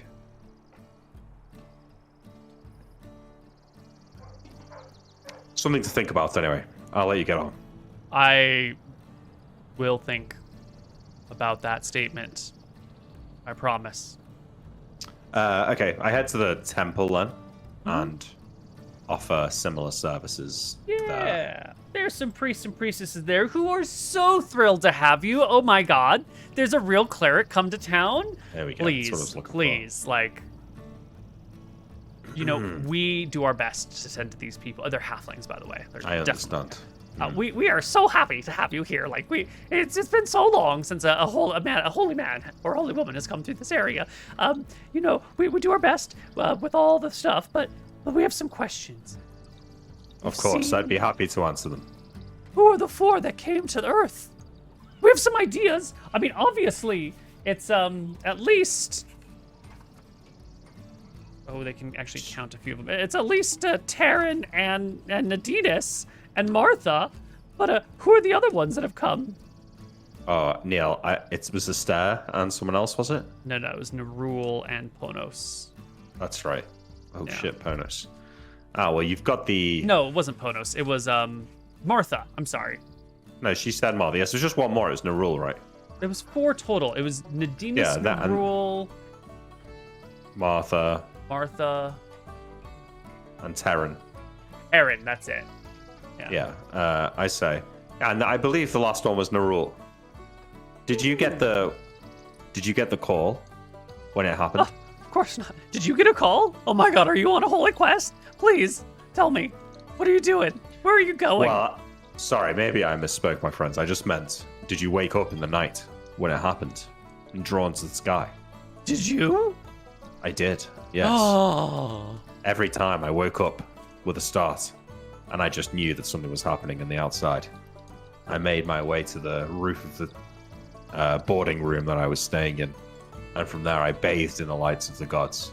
And I knew that we are living in unprecedented times, my friends. Change is afoot. The world will soon be a different place. And it's men and women like us that will choose the path that lies before us. The gods look to us now. They look to this plane, to our people. We are clearly the children and the most important of the gods. And our will and our actions in these coming weeks and months will set the future course for this world. Make me a religion check. Absolutely. You better believe it. Oh. You know, it's been a long journey. It's been a long journey. They're still excited. They were going to give you a gift if you had done well, but you did not do well. That sucks. Yeah. No, it was cool. Okay, well, I think I was trying to think about, like, why do clerics get spells back on a long rest? And it's not just that they're fucking knackered and they need to have a sleep for 7 days. It's got to be about, like, reconnecting with their god, spending time in prayer and self-care. And I think that Sturmir wants to do that. So he wants to do, like, religious things, you know, like blessings, sermons, but he also wants to, like, help other people as well and look after himself. And I think that's, like, what he has to go through to regain his magics. Yeah. Excellent.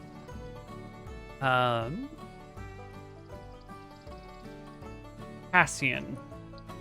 There's definitely some strong warriors around here. That Vaughn guy is seems like a strong warrior. Some of these other folks seem like pseudo minions, maybe not full-fledged shit minions, but a lot of these people here seem to be mercenaries or warriors of some kind, like not 2d8 plus 2 HP piece of shit minions like Mitts, like actual, like, capable fighters. And this is the first time since you've left the Stormtide Kingdom that you've come to a place and all the people here are at least semi-capable warriors. What does a fellow warrior like Cassian make of a situation where you're not surrounded by chumps? Like, even back in Abelard, most of the guards were sort of like minion guards, and they had some leader guards. But these are real soldiers. These are real mercenaries. It really reminds me of being home. All of the soldiers probably on the walls at his place were real ass soldiers. So I think that he feels somewhat comforted. It seems like everyone here is chill and willing to work with him. So I think, if anything, he feels comforted. Oh, cool. Roldraiser, you're going human mode. Can you keep that up for a week? That's a long time. Roldraiser's, he can very much so go human mode. He has lived in the care of Lady Farseer for quite a while. A week is a long time, but there are places in private, and he can vent to Cypher, who probably roll her eyes at him as he complains about, not being able to eat raw meat and things like that, and be his weird self. But this is something he could keep up for potentially weeks, because his survival is necessary. If you're too weird of a slave, you'll just get sold into some weird battle and killed. Sometimes if Cypher feels like he needs to vent, if Cypher feels like Roldraiser needs to vent, she offers to play a game with him called Would You Eat That? Where they just sit and, like, observe, and she points at things, and then Roldraiser gets to go in detail about how he would eat things. Oh my god, that's so cute. But the majority of Roldraiser's time is spent actually kind of in careful study and analysis of the battles that have happened previously. And this is a side of Roldraiser that maybe most people don't actually see, and maybe there's more to Roldraiser that he's kind of playing up being a stupid hobgoblin a little bit. But he actually starts to write, like he goes and he asks for some money from Cassian, and he asks to buy some paper, and he starts actually, like, drawing out the battles that they were in, and, like, this is where this person was, this is where they were, and he'll even, like, consult with the rest of the party and be like, so where do you remember this battle we were in, and do you remember when you did this thing, could you have used this ability, could you have done this spell? And he's, like, really just trying to think about, like, what spell could he invent, come up with, or research or figure out that would have given them an edge in the battle. Because that's really what he thinks about. Is Roldraiser is, like, built for war. and combat. He thinks that this magical gift that he has that is rare among his people, especially the kind of magic that he's capable of doing, where he can actually study and create spells and like research them and find them and figure them out. Most of hobgoblins are like sorcerers. Incredibly rare that he was lucky to have had an opportunity to do this. So he kind of takes that responsibility very seriously. So he's going to do a lot of magical research and tactical research. Okay. And last but not least, Quick Claw, Cypher Quick Claw. Now you're definitely keeping Drolv Razors here. Like it feels almost like your job is to babysit Drolv Razor. Is there anything else you're doing? It's not quite babysitting. It's more that she's making sure that he behaves, but she's at the same time making sure that he's having an okay time. Got it. That's And nice. which I guess is what a babysitter also does. Mm-hmm. Yeah, it's True. it's definitely more out of it. She sees it more out of a she's trying to make him comfortable kind of thing, and they're just But trying that's to what you're spending your week doing, Yes, is yes. keeping an eye on. keeping an eye on that, walking around the city, just people watching. She's not much a person for big entertainment or distractions. Maybe she'll join in on the battle maps. Maybe she'll think about the battles herself. Maybe practice some sword moves. Mhm. And a lot of the time of the day, you will just see her like sitting on the grass somewhere and just staring into the distance and not really doing much. She's not that of a she's not much of a doer. Okay. Do you- Social. One question I have: do you spend any time still risen up Cassian? Ooh, I feel like she'll sometimes ask him to like, maybe they'll want to have dinner together, maybe as a group, but maybe sometimes people don't come along, and she'll definitely have some conversations with Cassian and try to hang out with him a little bit, but also He hangs out. not Yeah. in a way where she's not asking him out on a date ever. She's just engineering situations that they're both in sometimes. Do you spar with Cassian? I will offer to spar. You could call it that. He would lose, but he'll spar. You want to spar? Yeah, what do you want to roll? Maybe I'll spar all night. How do we spar, Koibu? How do we spar? Koibu? Well, you. Well, first off, you've got to draw your swords. Well, when a man loves a woman, I feel like there would be an area that would be like You can clear this some. is where people maybe. Yeah, you can right? clear some Yeah. space and have like a little fight. So here are your tokens. Let's just move them over here. And we would spar just by having you guys simulate combat against each other, and we'll, say you're pulling your blows, but we'll roll for damage as right. if you were hurting one another. So we can just do a quick little mock combat here with the two of you. Each of you roll initiative. Close. Close. So close. Just a split second faster. Yeah. Cypher will simply use her first hand. Boom. 18. It's a hit.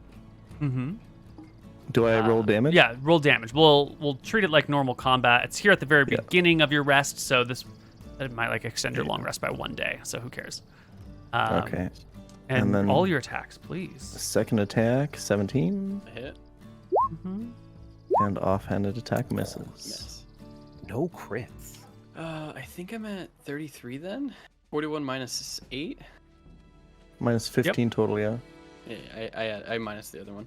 Yeah. Okay. Cassian's about to giga charge you for like 30 damage. Yep. Okay, Great Weapon Mastery. I'm gonna do 2 attacks here. Good 16? thunk. Is it Yep, hit? that's a hit. Or 22. Damn. Not bad. Yeah. Okay, he attacks with his second attack for 15. That's a miss. He's going to action surge. Okay. Oh God. Come on, he didn't does actually. other Oh! two attacks and he misses Nope. twice. Of Cypher course he dodges will. and baby. smiles at you. 2 natural One ones. crit's all you need. Not bad, Cassian. He action surge, but he misses. But he tries to play it off like, oh, there's such crazy misses that there's no way Cypher could think he's actually gonna hit her. True. All right. Here's another main hand attack for 18, dealing 4, and second attack misses.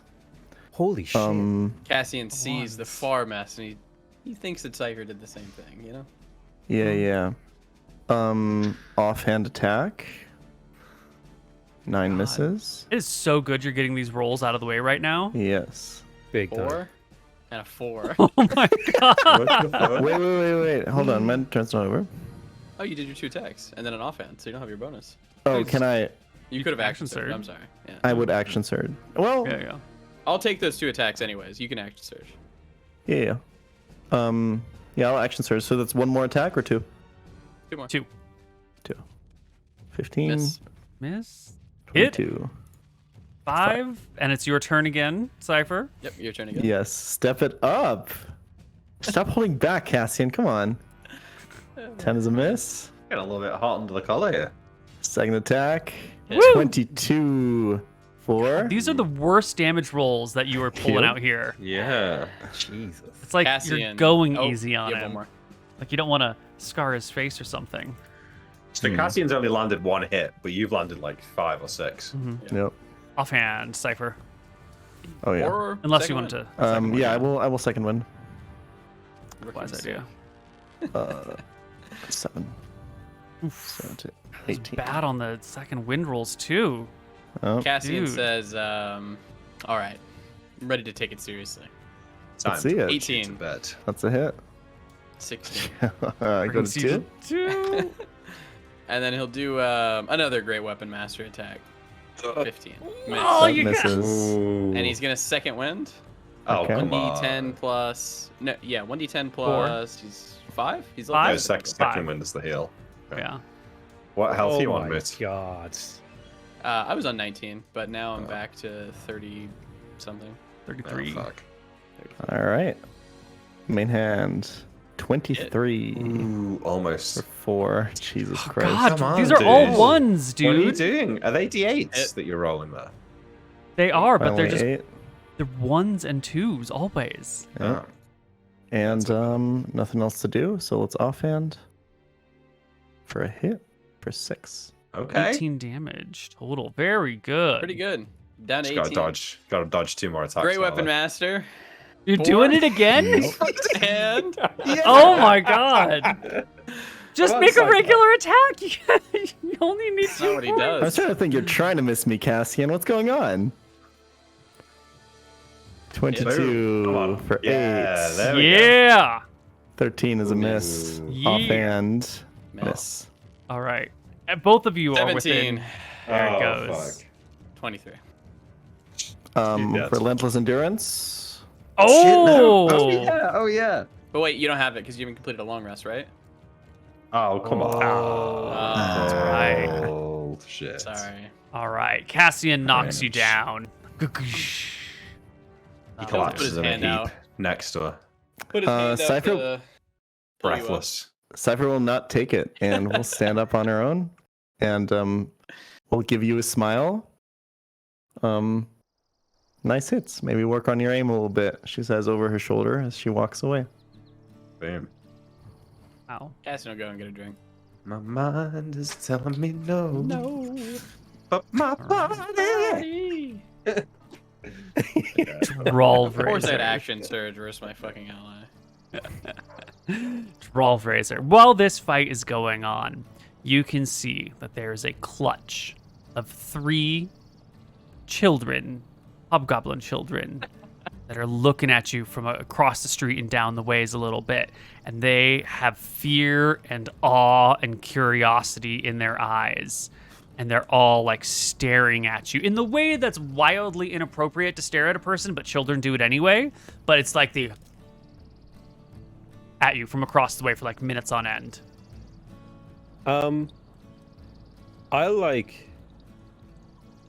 I look back at them curiously, and if they react to me, what happens when I look at them? Their mouths drop farther if possible. You meant halfling, not hobgoblin, right? Halfling or hobgoblin? They're halfling. Did I say hobgoblin? You said you did. hobgoblin, yeah. I meant halfling. I thought there were some hobgoblins in this village. I was about to meet my people. No hobbies. Hobs in this house. I'll give them a big old smile. I'm like, human mode. I'm just like, hey, how is it going? Like, real friendly. They run. Yeah, as soon as the Our mouth racer, opens like- and the fangs come out, the children scatter. He like feigns being taken aback, but secretly he's like, yeah, you better run. Yeah. Because they're like, I want baby my baby back, halflings. baby back, baby back, baby back. Ribbons. Well, your innkeeper is a guy named Bartholomew, and his house doubles as an inn. It's like a big 2-story place, and he's got his little area, and his living room is large, and that's the common room, and he's got all these other bedrooms and whatnot. I want to talk quickly about the arrangements here, because you paid Vaughn some money, but you still have to pay for your lodgings. And there are 8 of you here, and whoever it is that's holding the purse strings, or the first one into the inn. Me, probably, yeah. Yeah, are you... When you go and you say, like, I've got 8 people here that I'm blah, blah, blah, do you offer to cover Mitz, Ostigan, Ethan, and Mott's expenses? It's Yeah, never this is been my talked expedition. about. Okay, I'll cool. pay It's for them. never been asked. It's never been talked about whether or not you were supposed to. There's no precedent, but you volunteer ahead of time to do so. Rich, baby. Okay. Yeah. What do you need, Um, innkeeper? There's 8 of us. 8 we'd people like your- times yeah. 7 days. It's 56 gold. That includes food, 3 square meals a day, a couple of drinks, clean sheets and linens, all the protection I the give town can him afford. 1 cord of platinum, so at 50 flat. Uh-huh. That is And twice the payment that he needs, and he will happily take the platinum and serve you up the finest wine that he has to offer that he pulls from the basement, and it's all dusty. And he tells you that this comes from the incline plain to the north. This is a half-elven vintage made by the people there from the mixing of the races on the northern side of the woods. Thank you, my friend. And I will re-up my money. So I'm going to put 200 platinum back on my bag. And I would have done that in the dead of night in the chest that Cassian keeps in his room. That's the other thing I want to ask is you've got this boat, but you're gonna haul off your food and all your supplies and all your money and all the stuff all to your rooms, right? So you're gonna keep all the valuables in your room? I don't... Let me think for a minute about that. All of the valuables in my room. We'll talk to the party about it. At dinner one night, I guess, in hushed tones. You know, we're going to be staying here for a week, and we have quite the bit of the assorted lot of items. Where do you guys posit we should keep it? Does anyone's room have a lock? No, none of the rooms here have locks unless someone has spells, but if you're starting to cast spells, you might be interrupting your long rest. Are we all sleeping like next to each other in the same corridor? Yes. Well, I think- yeah, it's more like a U shape, but Yeah, sure. I think just in your room, Cassian, is the best. We all sleep near each other.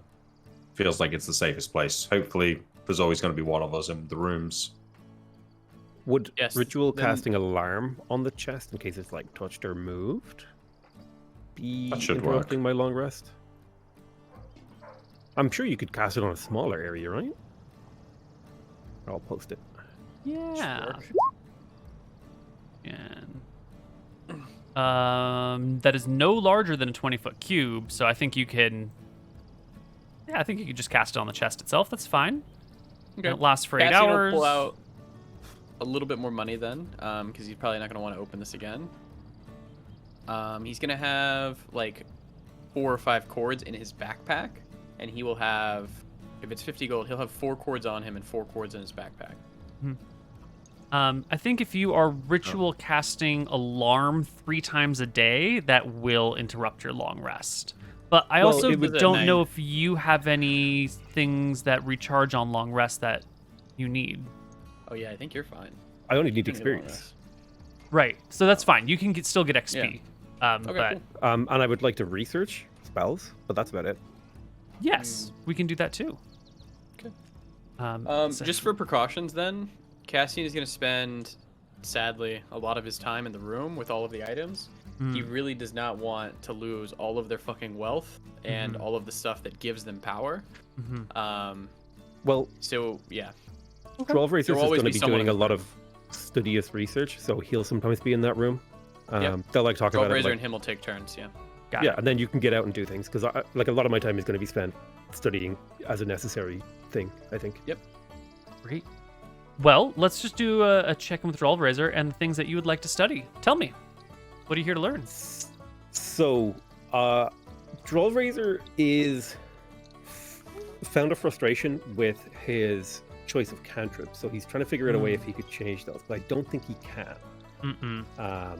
So more so, he wants more variety in the possible abilities he can use to help his friends, because he has counterspell prepared, but he never once found a use for it, and now he's thinking like, well, I mean, this spell doesn't seem that particularly useful, and neither did Hold Person when we're going up against monsters, right? In the arena, having counterspell is fantastic. You can stop someone casting a really important thing. You can cancel at certain abilities. I think it's a reaction, right? Yeah, you could cancel important spells. Hold Person, you're always basically fighting humanoids unless you're fighting monsters, in which case you could just use some other ability. So he wanted to work on. I have a couple spells that I would like to try and get. It depends on how many I can do and how long I have and what are the mechanics of that. Well, let's take a look here. Oh yeah, I hand you Roy's spellbook, by the way. Oh, that's awesome. If you have that on you, that's amazing. Yeah, it's in our cart technically, which is the party sheet. I brought it with me, so I give it to you. Drolv Razor. I think my friend Roy would have wanted you to have this. It was his master's spellbook. You might be able to find use out of this. Roy is in Haven right now, screaming that he does not want the Hobgoblin to have his goddamn spellbook. Didn't Roy lose his spellbook? His master's spellbook. It was No, this the is- master spellbook. Yeah, this is Roy's personal Oh, spell. well, then this This is is Roy's Roy's spellbook, personal yeah. spellbook. Yeah. That's Cassian had fucking other ones. Hydra. So I've given you access to Roy's character sheet. If there's anything there that you want, you can learn it. The rules for researching spells, I think you have access to. It's the document's called "Learning New Spells for Roy." Yes, you should have access to that. So if you want to research a spell, it's a DC of 12 plus the spell's level, and it takes 3 days per spell level to research. You need to have access to ink, paper, fire, earth, air, water, and any appropriate test subjects or materials. So if you want to research Fireball, it's a 3rd level spell, so DC 12 plus 3 is a DC 15 intelligence check. It's a 3rd level spell, so it takes 9 days, and it costs 300 GP, and you also need to have bat guano or sulfur on hand, just as an example of what you would need. Do you know what So sort this- of... The spell Drolv Razor is most interested in is a spell that can use his concentration when he's not fighting a humanoid, which would probably be the haste spell, Nice. Yeah, it's a good one. which is a remember that. level 3 transmutation. And I think as per the rules, you said I have to have a spell that's similar of a lower level, right? Well, that's if you're just getting it upon level up. If you're researching, you're good. You can research whatever spell you want. But it's just the Sure. free ones you gain on level up that need. So Drolv Razor will take like his analysis of all the battle situations we've been in and kind of present it to the party one evening, like maybe on the second night, and be like, okay, I've done some analysis, and I've just and like the party is going to be like a little bit confused because this is like professional Drolv Razor, and he's going to be talking about. I notice sometimes when we're fighting ogres, my signature spell isn't actually that very useful in the arena, but in certain situations it isn't. I would like to research a spell that could benefit our party more effectively. However, it will take me at least 9 days. So how long are we willing to stay here in order for me to gather new spells, and how much resources are Fine, we roll willing to razor. spell? I told him we were gonna stay a week and a half. Okay. right. Is that How okay many with days everyone? exactly is I that? look to the party. Yeah, that's fine with me. It's about 9-10 days. Okay. Yeah. So I'm gonna try to research haste. Great. That is a DC 15 intelligence check, not saving throw. Let me double check to see if there's anything else here. Blah, blah, blah, blah, blah. You have advantage on intelligence checks to copy research spells within your specialty school of magic. What is your specialization? Abjuration. And this haste is a abjuration spell? Haste is a transmutation, I think. Oh, Yes. okay. So it is not. So you just have to make a DC 15 intelligence check. And you have a +3 on the roll, so you need a 12 or higher on the die. Listen, this is easy. I haven't rolled a dice all session. It's gonna be like an 18. Well, that's really good, even though. Better than Nick could ever do. Oh! Okay. We will add haste to your list of spells. And it sounds like you were so busy with scaring the children and learning these things that you don't actually have time to get into any trouble. Nope. Congratulations. I do want to check in one more time with Cypher Quickclaw. How do you stay out of trouble when folks of this town, the halflings who do most of the stuff here, are terrified of you? And when you go to, I don't know, buy some food down on the market, you see someone frying up some dough and putting some cinnamon and sugar on it, and you go to buy one, they scream in terror and run away from you. How do you deal with that, Cypher? The fear. I wasn't listening at all. I'm so sorry. As you're going about your week, you'll notice that the people here are terrified of you. When you go to you're just hanging out in the market and you see someone making some fried dough with some cinnamon and sugar on it, and you go to buy one, the halfling in question screams and runs away. How does this sit with Cypher? I mean, she's used to it, kinda. She's a little annoyed at it, but it's more in the sense of it's not what is going on? Why can't I? It's more like this shit again. She's annoyed at it, but she knows that she doesn't make any efforts to appear try to convince anyone to not be scared of her, or to not that she's just, all she can do is behave like a normal person, not start any trouble, be normal and soft-spoken, and don't be a monster about it, because she knows that's really the only thing that works, or at least has worked for her. So she's not going to start any trouble over it. She's not going to lose any sleep over it, but she did really want that fried dough ball. So. But dude, just do you wait around to see if you can get it again? Do you move on? What's the next step there? She would wait a little bit, I think. Because, maybe the guy realizes he's making a weird social situation of it. Because not everyone's running away from me, right? Other people are, okay around me. Yeah. They don't immediately run from you on the streets, but when you walk up to the fried dough stand and you open your mouth and you say one of those, they're like, oh, they take off. But you stick around for a moment. Give me a charisma check. Absolutely. Cypher's very charismatic, actually. But she's not. Oh my god, that's so good. Yeah, Yep. It just takes a moment or two, and the halfling pokes their head around from a building, and then it comes on back and tentatively walks up to you and goes, I'm so sorry. I don't know where my manners went. I just... the instinct kicked in. What can I get for you? It's the teeth, isn't it? It is. Yeah. It's the teeth. That's a big part of it. I get that a lot.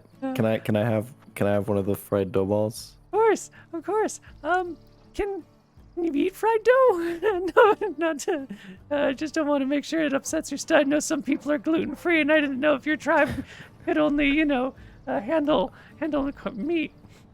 I mean, I can eat fried dough balls, but if I don't get one soon, I don't know what's gonna happen next. Where's your fried dough ball? I'm so sorry. She will tip him extra and take the dough ball. Well, it sounds like the party gets along famously, and there are no problems to be had. Someone's always staying with the treasure, so even if someone wanted to steal things, they'd never have an opportunity to.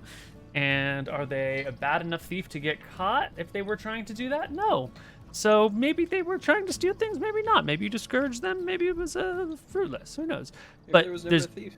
maybe, yeah. The week, 9 days passes really easily, except for one detail. There's always one. Always. Another god's coming down. Yes, yes, I that knew is it. exactly it. You frickin' called it. They're all coming down to have a fucking. Well, listen, fight. I've got a suspicion. What if Ood is actually Nadinus? Yeah, I don't think so. Just throwing it out there. Well, Turned up a few months ago. Oh, that's true. I mean, does the timing line up, Neil? vaguely. I mean, a few months is a pretty broad realm. You could fit a lot of stuff in there. But yeah. Yeah, totally. but I guess I'm saying I don't remember exactly when Nadinus came down. It could fit. Yeah. Just throwing it out there. It is the third day of your rest. It is October the 16th, morning of October the 16th, when our dear cleric is awoken in the night with that urge once more. Yeah, I recognize the feeling this time. Do I, Neil? Or does it feel different? Yes. No, it feels the same. It feels just like the other times that this has happened.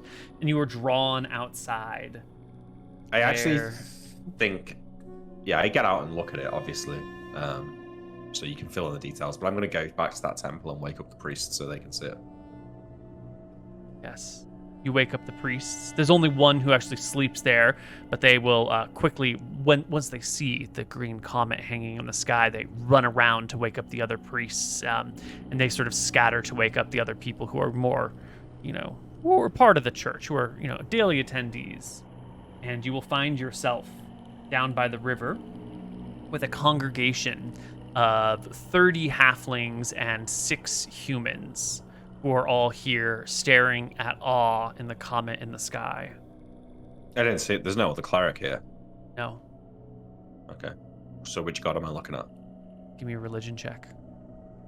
Yes. 15. Ponos. Oh, shit. Oh. He's pissed. I say, well, perhaps this is an omen, but we must have faith in all of the gods, even those that are on the surface, perhaps opposed to our interests. It looks like Ponos has chosen to visit us.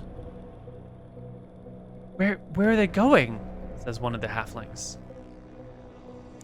It's hard to know. I mean, I'm no astronomer, but I understand that the direction of travel of celestial bodies like this is difficult to pinpoint because of the difference of the 3D plane and the time dilation as well in space.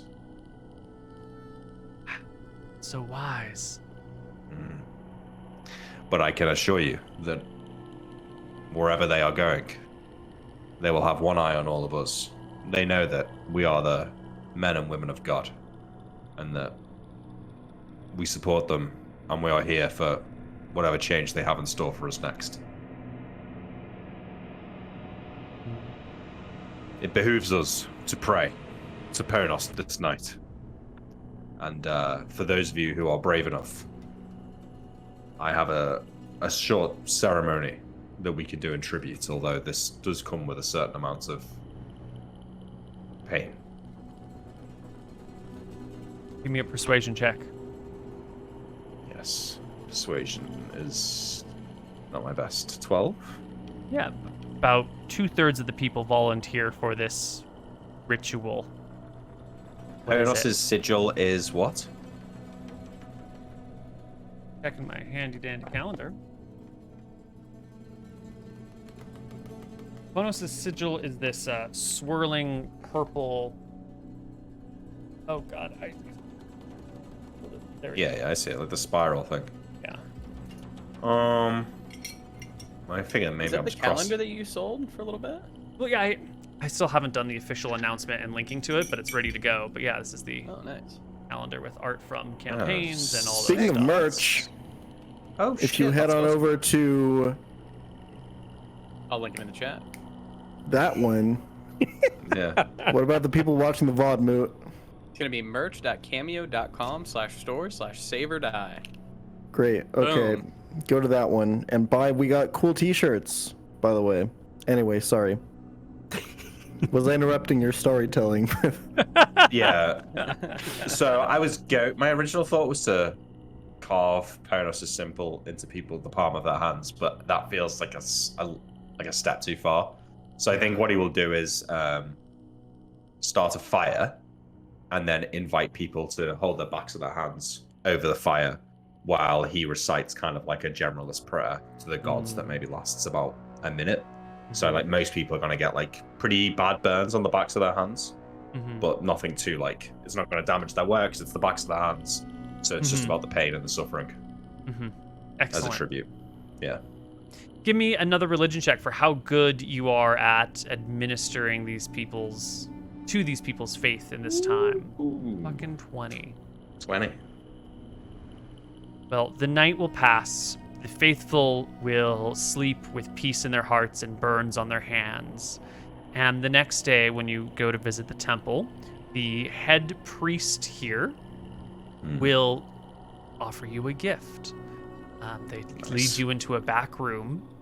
They say, I cannot thank you enough for being here on this holy day and helping guide us in what is happening.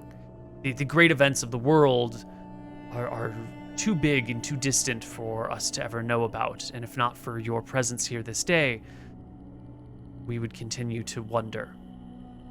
Well, I must Please. thank you as well. I would be lost without my congregation. Please take this. And he reaches into a chest, hands you. These are my grandfather's feet. May they bring you luck. Oh. Why, thank you. This And is a it is- very nice gift. is a pair of taxidermied halfling's feet on a little rope that you would wear around your belt. Do we have halfling feet suspicion back home? No, this is the first. Someone's handing you a pair of their grandfather's feet, and you have no idea what the hell's going on. Sorry, did you say this is your grandfather's feet? Yes, he was a great man. He was blessed by the gods, and when he died, his feet fell off his body and dried themselves. It was a sign. The bearer of this will be blessed with good luck. Well, everyone could do with a bit of luck sometimes. I look it over. Maybe they're too decrepit, but does it? No, they look like well-preserved taxidermied. Does it look like they old fell? man They fell halfling off, feet. rather than be cut off. Like, is the bone like a super clean cut Like or something the like that? skin has been wrapped over and tied around over the top of it, so you don't see like the flesh and everything. So they're still skin covered. Still got like little hair on the tops of the toes and on the top of the thing. Jesus. And there's dried. What do you call it? That dry skin underneath your foot that like kind of bubbles away. It's like a full set of old man, grandpa, halfling feet. It's like very full, they're disturbing. They're not. Are they shrunken?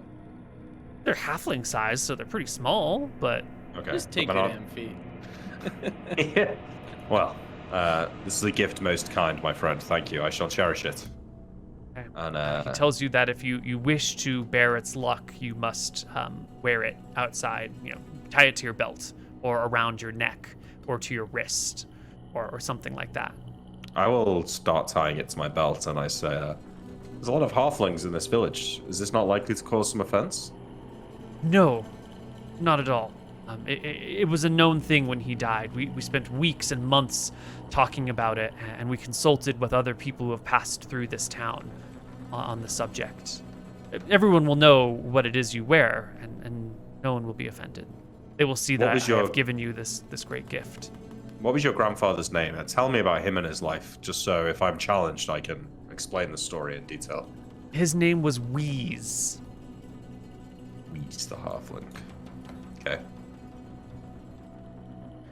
And then he'll tell you about his grandfather's life. His grandfather was a Okay. cleric. Yeah. Cleric Okay, and Terran, good. if it matters. Okay, thanks. I have his feet. They are lucky. Oh. Okay, good. All Thanks. right. The very last thing that happens here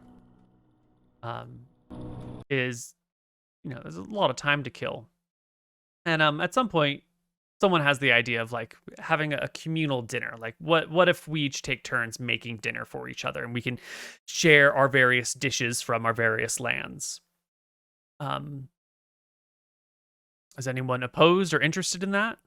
Razor, how are you going to share a dish from your land without killing one of the locals? Razor will find they don't have any meat in this town, do they? Oh, they totally have meat, yeah. But it's like, donkey and pig and fish, lots of fish. Razor will rack his brain. He doesn't have quite time to make the dried fish that his people would sometimes make when they lived near the rivers. They would like hang the fish on these like salted flats, and the fish would dry out in the wind and absorb the salt and become like rations.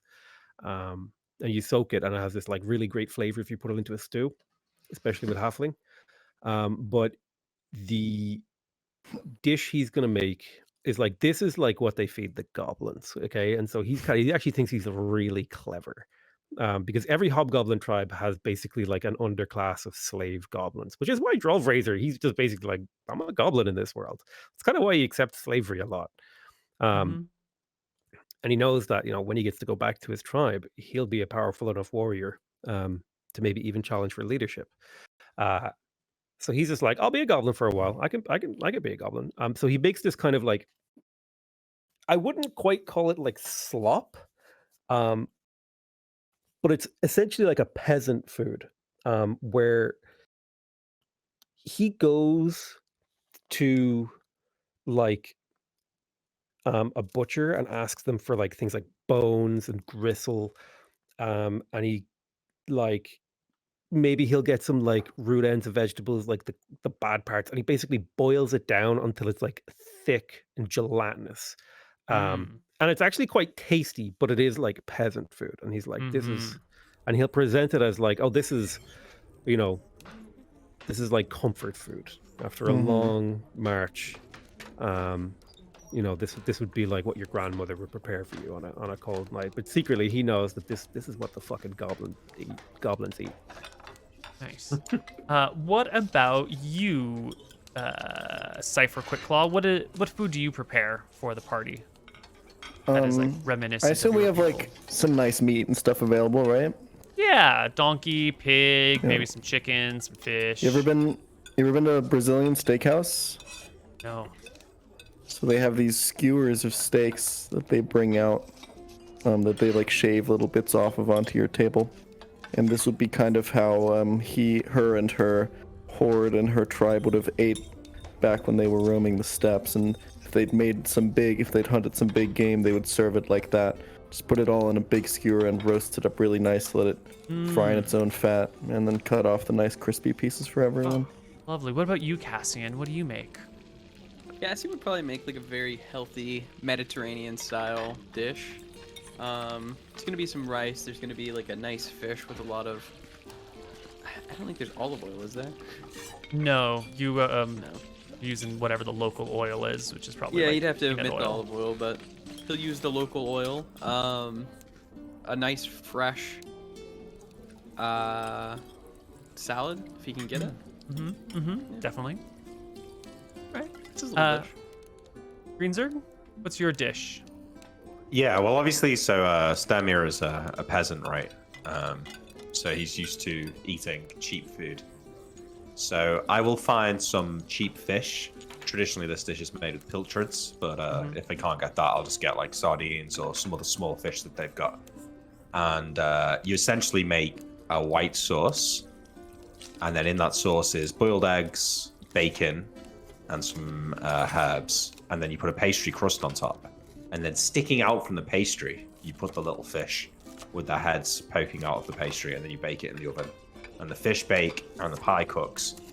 It's called Stargazing pie. There you go. I'm posting an image of it for you. There you go. It looked fucking weird, but I've never actually. Delicious. I've never eaten it, but that's what he makes. Nice. Nice. Mott will make a dish that is sort of like bread with some honey and some greens, like chopped greens with it. It's pretty light. It's pretty mild. It's not very filling. It's okay tasting. The honey is nice, but it's just sort of bread with a spread and some fresh veggies and a little bit of honey and not much in the way of protein. Maybe the spread is some sort of chickpea thing that they have locally, but it's pretty bland. Ostigan will do a fish specialty, sort of like not a fish head stew, but it's I guess maybe fish head stew is probably the closest thing to it. It's some boiled fish with local vegetables. Nothing too fancy, but it's a sort of meal that you could make on the go if you're near a river really easily. But what gives it the extra oomph is the local halfling spices, which are really hard to get down in the desert, in the Badlands. Up here, they've got some like really fresh things like mint that you can't get down there, which brings the whole stew together. Mitts. Oh boy, Mitts. Do you know anything about food? Mitts does not know too much about food, but they will put together just some really simple, like breaded chicken with some fried up potatoes on the sides, like thin sliced. Who recommended like making the meals for everyone? For each, or like everybody doing it? Yeah, let me just roll a die here. Ethan did. Yeah. And last but not least, Ethan will make the food, and Ethan makes a mushroom soup for everybody. Okay. Does Ethan have a thing growing out of his head anywhere? I mean, I would have mentioned it if you'd seen something like that. Are you doing like a deep inspection of his scalp, or is this just a casual? No, it's just a casual look. No, of course not. Okay. Who has the mushroom? Has it changed? You have it. It's in your bag. Oh yeah, I'm checking on that. And one night, I'm doing a wisdom check to see if I try eat it. Well, you open the bag, right? And make me a con save. Sure. Yeah, hold on. Listen, I was built for con saves, okay? Do you see my character's HP? I've never rolled a 1 on a con, okay? Boom. Ooh. Easy. You never Oh, fucking good. Okay. Yeah. Listen, Well, con there it saves is. are my specialty. If there was a con class, I would play it. Now, wisdom, on the other hand, I eat the mushroom. So base. Uh-huh. So fucking base. Cool. He's like And- curious. He has to know what it was about. Make a con save. Please make me a con save. Easy. At disadvantage. Easy. Ooh. Well, he Wow, didn't know. I gotta you didn't re-roll make it. Yeah, Yeah, re-roll it. You yeah, didn't. yeah, You yeah, didn't yeah, know. yeah, We'll yeah, take one the more, first he roll didn't of your know. second. Yeah. Yeah, yeah. Okay, there you go. That's There you go. Nice. It's Gotta gross, tell like the guy. any other mushroom. Nasty. Yeah, fungus is That always is nasty. nasty. Yeah, it's gross. I eat Ethan's slop. I bet it tastes good. Make me a con save. Nice. Doesn't matter. Everyone else eats Ethan slop. Everyone else make me a con save. Yep. We eat Ethan's food. Is it really that bad? It requires a constitution save. I'm just feeding the paranoia. Don't worry about me writing these things down. Doesn't mean anything.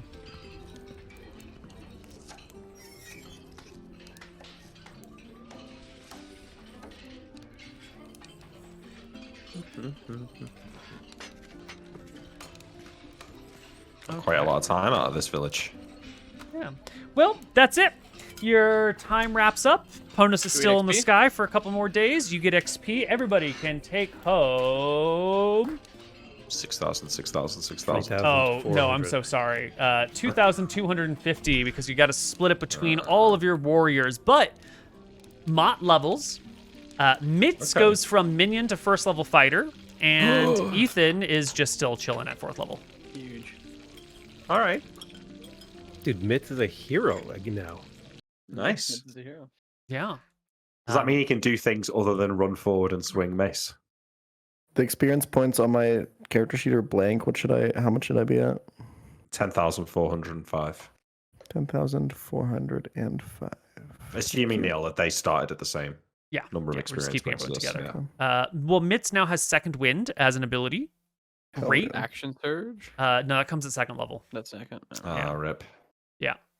But the party is together. The party is at full HP, full spell Mitz and Mott's slots. got to roll HP. Well, Mitz has unfortunately His the same HP. HP at the first level. Mott did roll HP, but she rolled poorly. She gains 5, and she took +2 to her wisdom because she hit 4th level. So now her spell saves are a little bit higher, and I think her healing is a little bit stronger as well. And Ethan didn't quite level from 4 to 5. So that's the party. We're going to take a break, and we're going to come back, and the party is going to leave the village and head northward. And we'll see you on the other side of a break. Hello, everybody, and welcome back to the Lazarus Expedition. Our party is setting off on their journey. The river is heading northeast, but it's mostly heading east. And you will pass a few more villages along the way. The first one is similarly armed, or, with a little wall around it. Some guards, seems to be predominantly halfling with some humans, but this one also has like some more humans that are doing like farm work and stuff. That looks like the population is a little bit more mixed. The next village you find is its wall is knocked down. Some of the buildings are in disarray. It's probably like 95% halfling, and then a couple of dwarves and a couple of humans. And you don't see any warriors anywhere. And you do see a state of disarray, like maybe some army has come through here fairly recently and fucked it all up. And then, you go down the village a little ways more, and you see another village. This one doesn't have any walls whatsoever. And, there's a couple of these things along the river. It doesn't sound like anybody is interested in stopping at these places. They're just sights along the way, right? Yeah, I don't think we have any reason to stop. I mean, if there's We would- people actively in danger, I think we would help them. But No. I think we would at least stop, or at least Drawrazor would suggest that we stop and get news of like other rumors of bandits nearby, other things going on. I mean, you were just in a town for a 9 days. You could have gotten rumors there, right? Or do you Yeah, but want these them local people specifically might have from? more up to date. Like a bandit rolled through yesterday. The town we were in probably wouldn't know that yet, right? True, yeah. So which of the towns are you stopping for information at? Is it all of them? That would be a party decision. Do we want to stop? I don't think we want to slow our journey down that much where we just like. yeah, I mean, like even if we find out there's bandits, are we going to go out of our way to chase them down? Yeah. Well, it's more so just we can be prepared for them, right? 'Cause Yeah. if there's a threat out there that's bigger than us, that's good to know. I feel like what happens is we float through. They probably all have these villages are all on the water, right? They're connected to the river Yeah, in some definitely. way, right? If there's people on shore in shouting or speaking distance of the boat, maybe we stop sometimes and we hear if there's anything happening, if there's anything crazy going on. We just introduce ourselves, make a little bit of conversation as we pass through, and then keep going. Does that sound good? Yeah, I think so. There's probably That's a fine. system of like news exchange where you stop by and say, "Oh, we were just in, Bellwind. And Yeah. this, that, this, the other happened. Anything happened down here? Okay, great, thank you." There's probably like this would be normal ways people would share, as they're passing through towns and stuff. Well, in the town that is damaged with its walls knocked down and some buildings destroyed, they'll tell you that the Knights of Vodun have come through recently and put a stop to, and it sounds like they're using some canned language here, put a stop to all of the heresy that was going on in the village, and now we are heresy free, 100%. Thank God for the Knights of Vodun, they say. Good to hear it. I mean, I think we don't. We just leave them to their fate. Yeah. Yeah. The other ones will say that they've seen horsemen recently, that they have seen, what do you call those people? Centaurs recently. And mostly they're just talking about the stuff in the sky. God's coming to Earth. That seems to be what everyone is caring about. Otherwise, the area seems fairly peaceful. No roaming bandits. Just the Knights of Odin and the Centaurs seem to be the only thing people are concerned about, other than this gods. All right. Well, hopefully we can avoid them and make it to the forest. Yeah. Well, you pass forest and you head out into the plains, and then there's another little tiny forest that you pass through, and then there's plains, and then you hit the Great Lake. The Great Lake. Now this thing, Ostigan tells you that it's probably like 80 miles long, maybe 100 miles long, maybe it's like 60 miles wide at its widest point, but it's like long and skinny and it necks out all over the place, big islands in it. And it's all fresh water that comes down out of the mountains. On the east side, is like the older, thicker, taller forest called the Wildwood, and on the west side is the Westwood. That's what he calls it. I will question though.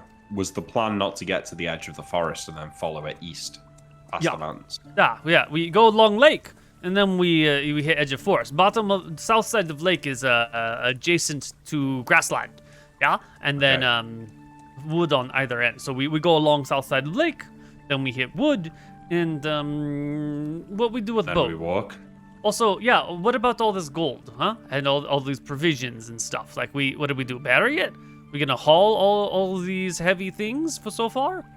Sure, we can carry food and backpack and some water skins. We might need more for desert, but what we do with big heavy stuff? Good question. I mean, I think we can leave the boat, but we're gonna have to take that chest. How much It's money is heavy. in the chest again? Fucking lot, like Like 15,000 gold. What's the weight? Wait, I thought it was platinum. What, 7,500 platinum? Fuck, we brought way too much. How much can a person reasonably carry? Like, We need if we horses. distribute it,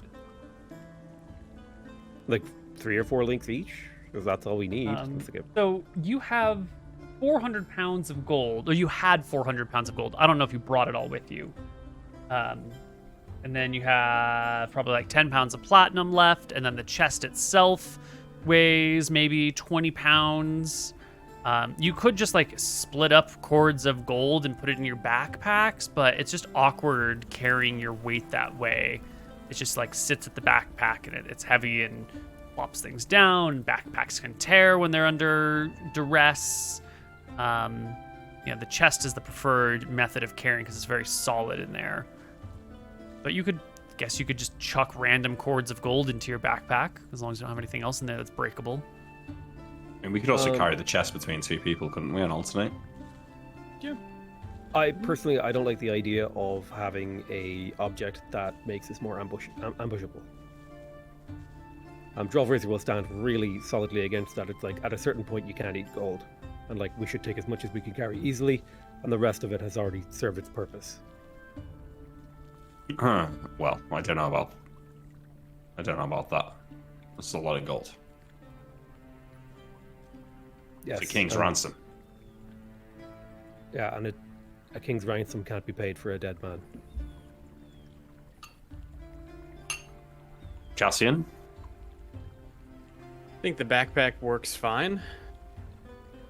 I think I show my backpack. It should be like a full leather backpack that's, I don't know, really nice. so. We just got to split the gold between everyone. Yeah. I mean, there's Okay. only 7,000. Well, You platinum, so only it's brought lighter than 7,000 usual. gold of the 20,000 Platinum. that was available.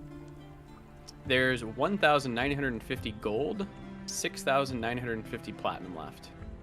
There's pearls, jades, pearl necklaces.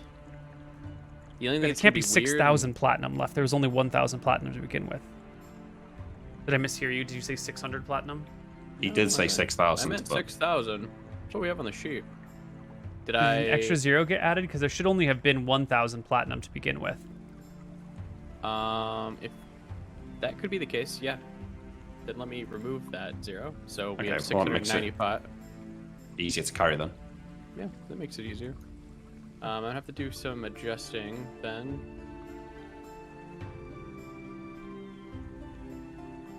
How much gold is it Okay. meant to be now?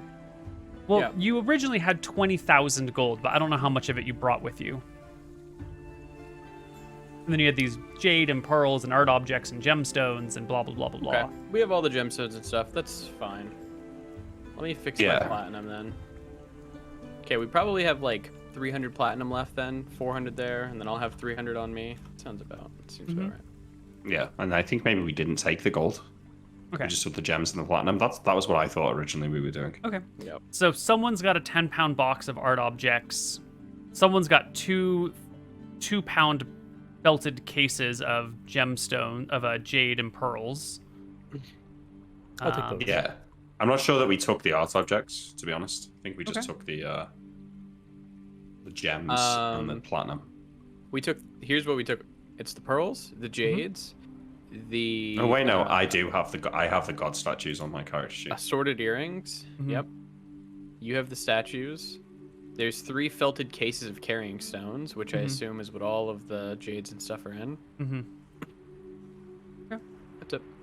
Okay. So we're not having to deal with carrying 400 pounds of gold. That wasn't brought. No. All right. Well, then the issue of having to leave wealth behind is not a problem. Can somebody carry my god statues for me? It's going to put me encumbered if I have to carry it myself. How heavy are they? 10 pounds. Let me see if I can carry another 10 pounds.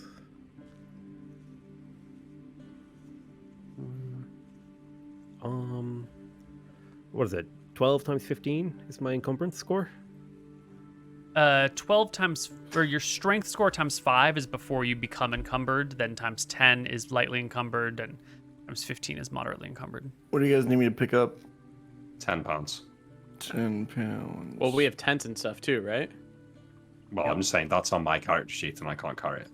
Well, I think we were using the tiny hood as our tent. Oh, okay. I mean, then we're gonna leave 4 tents behind. That makes sense. Yeah, we can do that. Yeah. And what about 8 bedrolls? Yeah, so we bedrolls actually probably need to be taken. Yeah, we've got some gear problems now that we're. Yeah. Well, let's get to the point where we actually need to this because we're just at the river now, and it'll take. The lake is about 50 miles wide, and you're gonna have to go along the edge. So we're adding some distance. So that's gonna be maybe 2 days there plus 2 days there. Actually, 4 days there. So Ponus comes to the world.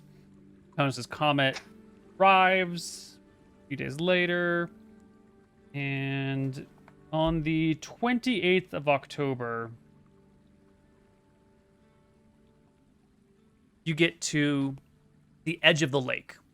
And this is where Ostigan, you can see the forest coming up here. And this is where Ostigan tells you that, well, these woods we see coming up ahead, this is Elven lands. This is the Wild Woods. They have different name for it, but we don't care what elves call. We just call Wild Woods. And yeah, we walk along forest. We don't stray too far in, but when we run out of water, we go in and look for water. And desert very big when we get there. So I want to make sure we have way to get across desert. Yeah, it's like 70, 80 mile. If you go straight and don't get lost, maybe 100 and so mile the way that we go, so that we make sure we don't get lost. We need lots of water. Will we be in the town before we get to the desert or not? No, probably not. Unironically, what if we bury the treasure? I think we can carry the treasure. I think the problem is now our gear. Comes the bedrolls. Yeah, rope, bedrolls, torches, food. rations. Yeah, but we would have to worry about that less if we left some of the treasure. There's just not that much treasure. Maybe, but I think what if we just are happy to be encumbered and we just go a bit And just slow. travel more slowly. My God. Yeah. Okay. Yeah. Slightly less mean, efficient travel. That seems pretty reasonable. I feel like that's like we have a lot of gear and we're traveling on foot, so it kind of makes sense that we might be encumbered. Drawbridge will tell you guys that he has the spell Phantom Steed, that he can create temporary horses, basically. And he doesn't know if that's going to affect their moving speed, like on the campaign map or whatever. But he's just going to tell you about it. Maybe this will help us carry things if we need it. Can you cast that as a ritual? Yes. Oh. Right, And it but takes 10 minutes or 1 minute to cast the ritual? 10 minutes. 10 minutes. So that would already slow us down by 1/6 because it only lasts an hour, correct? I don't think it's. Oh right, the horse could carry some of the equipment. But it has a speed of 100 feet and can travel 10 miles in an hour. So you could travel 9 miles versus we have 30 feet. Yeah, but you're not gonna be able to. How do you say? Yeah. The horse could ride off Yes. ahead by itself, but the rest of the party still has to walk. Well, I think more likely what would happen is that Droll of Razors would stay back while he casts the ritual with all of the equipment. We would walk on ahead, and then he would load all the equipment onto the horse and then catch up with us. And then probably by the time he's caught up, the spell would have run out, and then he just basically repeats as we So move. you would gain a little bit of speed efficiency for We wouldn't be leaving all of your encumbered. stuff behind Yeah. for 10 minutes at a time. Yeah, yeah. He would I'm also be leaving. alone for Him 10 alone. minutes. Yeah, at a so I just time. don't think it's worth it. I think we Yeah, just we'll just take leave it the encumbered. we just take the encumbrance. Yeah. Yeah, excellent. Okay. Well, edge of the Elven Forest it is. You pull your boat onto the shore. Ostigan will, draw it up far enough that he says that this is probably beyond the high water mark, and he'll cover it and slide it near some bushes and take some time with one of the axes to knock off a few branches and cover the boat, make it nice and hidden. And party can set out along the edge of the forest. Now, Ostigan will tell you this is maybe like 100 miles or so along the edge of the woods, and then Fucking maybe hell. 30 miles along the plains at the edge of the mountains, and then you're at the desert. And it's like, depending on how risky of a approach we want to take to get there, that's 80 to 100 and something miles. But that's it. It's three little.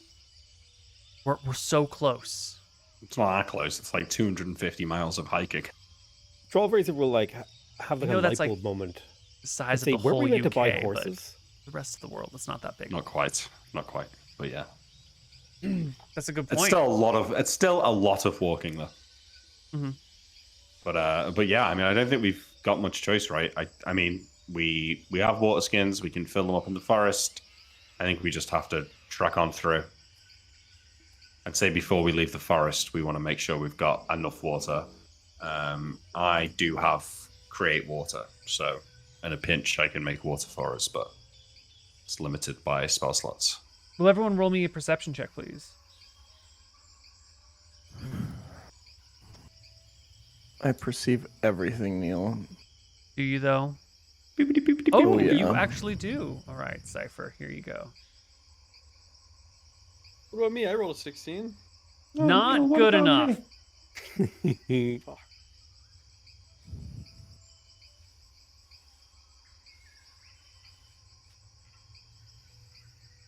All right, check your DMs in just a moment, Peachal. My body's telling me, yeah.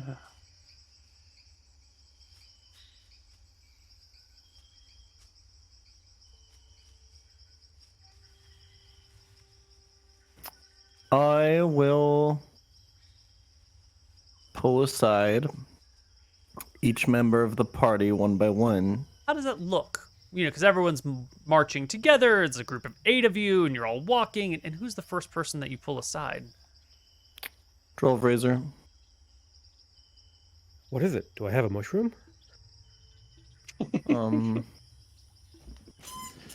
I will point. I will make a point to walk behind Ethan and point out the back of his head. For fuck's sake. And I will do this maneuver. I will walk beside them, signal them to slow down behind Ethan, and then point.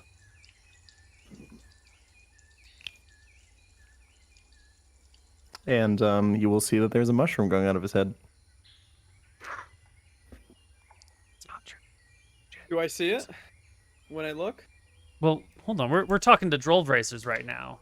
Oh, sorry. Sorry, uh, I got ahead of everyone. Right? Do You said I- Droll do Racers I- was the first person you talked to. Yeah, Droll of Razor. I point at Droll of Razor, and I pull aside Droll of Razor, and I point at the back of Ethan's head. What do I see? I'm going to DM you some things.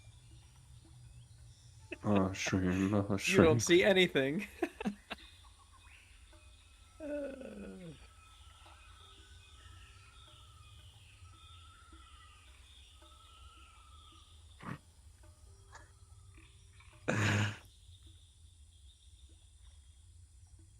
Um,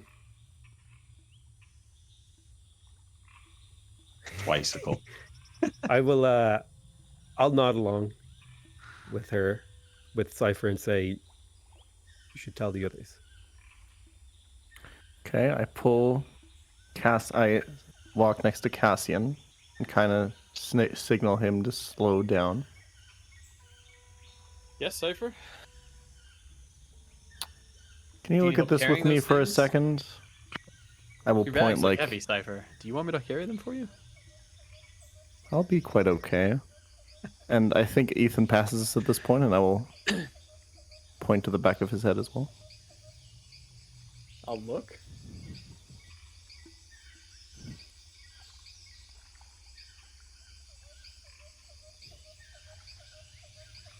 I'll look at Cypher. What are you talking about? Do you not? I whisper him. Do you not see that? There's. He'll look around. Do I see like a bird in a tree, Neil? You know, maybe I wasn't looking at Ethan's head. I'll point over there. The bird? Look at Ethan's head, you fucking idiot. I'll stare at Ethan's head. I don't know what you're. Oh my god, these fucking humans. What about? I'm assuming at this point this is because I have better eyes or something. I will pull the old man back with me. And I will You've also got point. your eyes are better, so let's go talk to the old man who Yes. is unlikely to see it either. I will point at the back of Ethan's head and I will whisper to Sturmir. Do you see that? See what? Look. Back of Ethan's head, do you see that? Oh my god, yeah, he's going bald.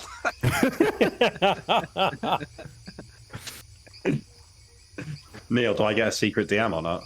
Yeah, you've already got it. Oh, thanks. Oh my god, yeah, he's going bald. That's awful.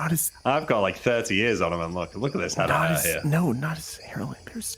How do you not? How are you guys not seeing this? There's something growing out of it. What? There's something Like growing out of it. I want to check the back of everyone else's head. How do you do this? Just like I will blatantly. I check Sturmir. Anything? is this just like a glance, or is this like pulling the hair apart? Like how visible of an action are we doing here?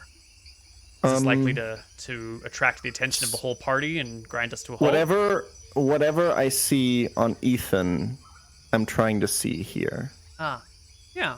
I'll send you some DMs. I mean, Neil, do I have full memory of what happened in Blop? Yeah, of course. So when he says there's something growing out the back of his head and I don't see it, I instinctively put my hand on the back of my own head. Feels pretty normal. Okay. I'm alright, right? You're okay. I fall back to Drollrazor, just because sometimes his communication is a little bit vague. And I look at him. What do you see on Ethan? I don't see it, but I didn't know what that meant, so I was just trusting you. That's okay. And Cypher is extremely confused. Ethan! Did you eat Ethan's soup? I'll whisper to her. Yeah. I think we all did, right? No, I shared. didn't. You didn't? Oh, was I the only one who ate it? No. Oh, I ate it. Okay. Oh, did we all eat it? Wait. Did we all eat it? Okay. Mm-hmm. Okay. Okay. Yeah, I did eat it. Never mind. Sorry. Ethan, Yes? What's up? remember when we were in Blop? How could I forget it? Do you remember what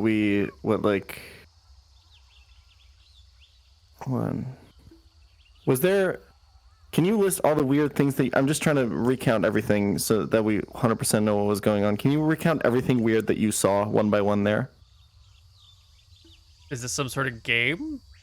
I'm just because you're the only person who got a closer look inside. I just need to get a better vision of it in my head, what it looked like. So can you go back there in your mind and tell me everything that you saw and everything that you recognized? There were okay. So Blop is a town in a village in a swamp. It's on all these islands that are connected with planks on these little piers, but it's a wet, moist place, so everything's sort of rotting all the time. There's all these like circular dome huts all over the place, and we're there because, you're there because it's just a stop on the way, but I was there to talk with a contact who I found. I talked to that weird Nadinus priest called Ood, who was just like really friendly and nice and seemed to be kind of honest, but it was just a little bit of a weird vibe from them. The whole place, it's a swamp town, right? They're swamp people. They're a little bit weird, but I don't know. Anything about? Do you remember anything about the way the people looked? Did any of that seem strange to you? Yeah, they're swamp people. Okay. Not to be too judgmental, but yeah, No, they're like, swamp folk. It's okay.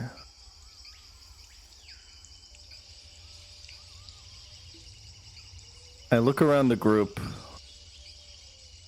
you guys think we should rest for a bit?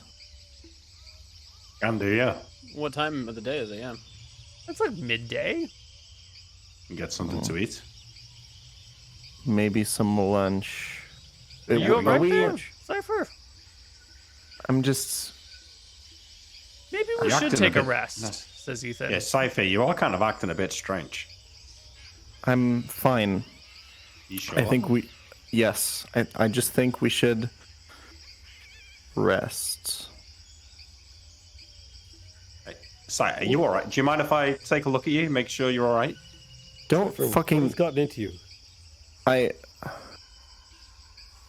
Listen, I'm a medic. I just want to make sure that you're doing okay. Can nobody else see that there's something growing out of his head?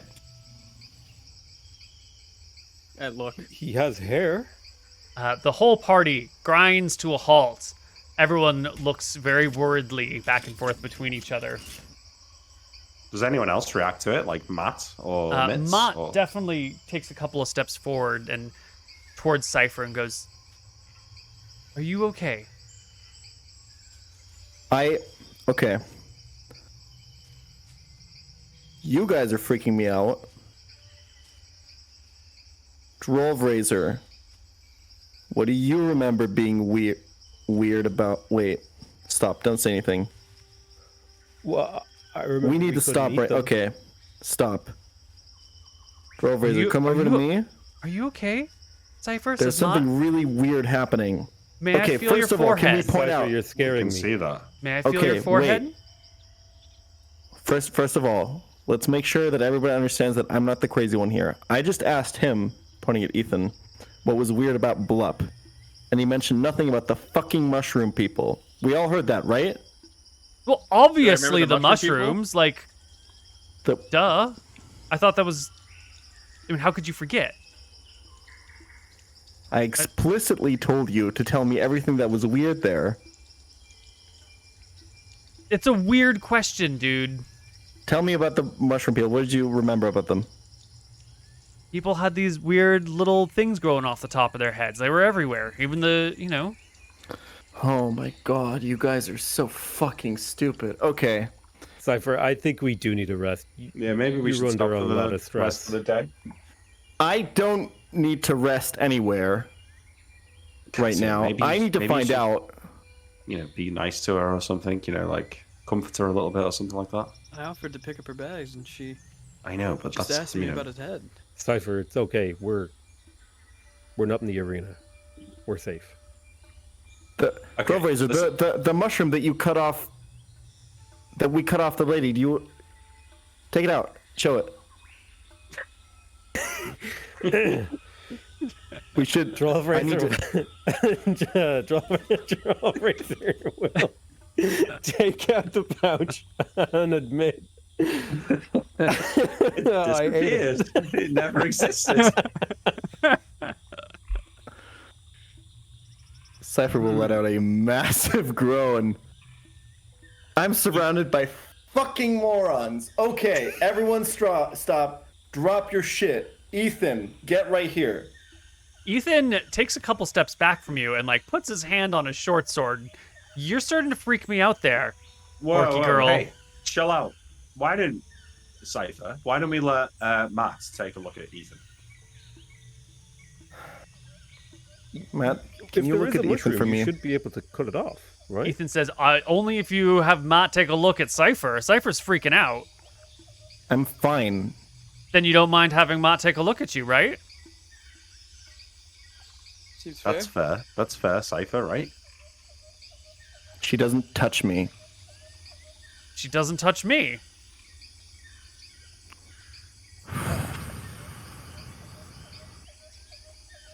Okay, let's all calm down. We're all very calm. I'm just okay. Cypher. It's okay. It's gonna be okay. Don't. I give him a nod. Well done. Hey, Mott, Trollraiser. would you come and take a look at me? Mott will walk over towards you and Cassian will put his gear down. Yeah. Mott will And allow peer her to through your inspect head him. and look over you a few times and check your eyes and look at your tongue and look down your ears and up your nose and she'll check your pulse and feel the rhythm of your lungs and you seem healthy as a horse. Okay. Ethan. I'd like her to check you next. And steps forward and sits down and Mott does the same thing. Comes back and like, yep, healthy as a horse. Like turns to Cypher. Go I'll ahead. next. Oh, please. What? Go ahead. She walks on over to you, has you sit down, starts to look through you, looks at your eyes, looks at your mouth, looks under your tongue, looks up your nose, looks in your ears, checks your pulse, checks your breathing, goes through your hair, starts looking for things, comes back, says, "You're fine too." Okay, everyone seems healthy. I'm a cleric. I can cast Detect Is that a spell that she has? Hold on, let me double check before I say anything stupid. Good idea. I can cast Detect Poison and Disease. Okay. Hey. Can you cast it on all of us? Or is it one person per spell? Can clerics ritual cast? Is that a thing? Yeah. Yeah? If they've got it known. If they have it known. Yes, she has it known and memorized, actually. That's what I mean. Sorry, if she has it memorized. Oh, that would have been a sick dilemma if she could only cast it on one of the two of us. Yeah, that would be cool, yeah. Concentration. You can sense the Oh, presence she and only has to do it location one of time anyways. diseases, poison creatures within 30 feet of Okay, you. nice. So she can check all of us with this. Yeah, great. She'll cast Detect Poison and Disease. Look across the whole party. Check the whole party out. And come back and be like, okay, no one here is sick. No one here is poisoned. Maybe you've just been in the sun too long. It's been a long journey. I don't. That's Cypher, not what it is. If there's something there, use your knife and cut it off. Ethan takes a step back. I'm not letting this crazy woman get near me with a knife. Don't No one- fucking call me crazy, you bitch. Hey. I'm sorry. I've seen You're you fight, fucking guys. insane. I've seen you fight, okay? And you are weighing this group down. Get the fuck over here. No. Cypher, you are going to calm down now. Don't Ethan, tell me what to do. I think the solution here is that I will stand me? nearby. That is an option, if you wish. Joke. I will mean it. stand. Oh. I will.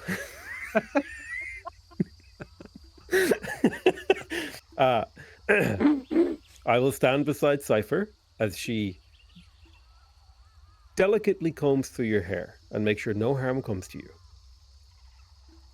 And we will get to the bottom of this, and we can stop wasting our goddamn time.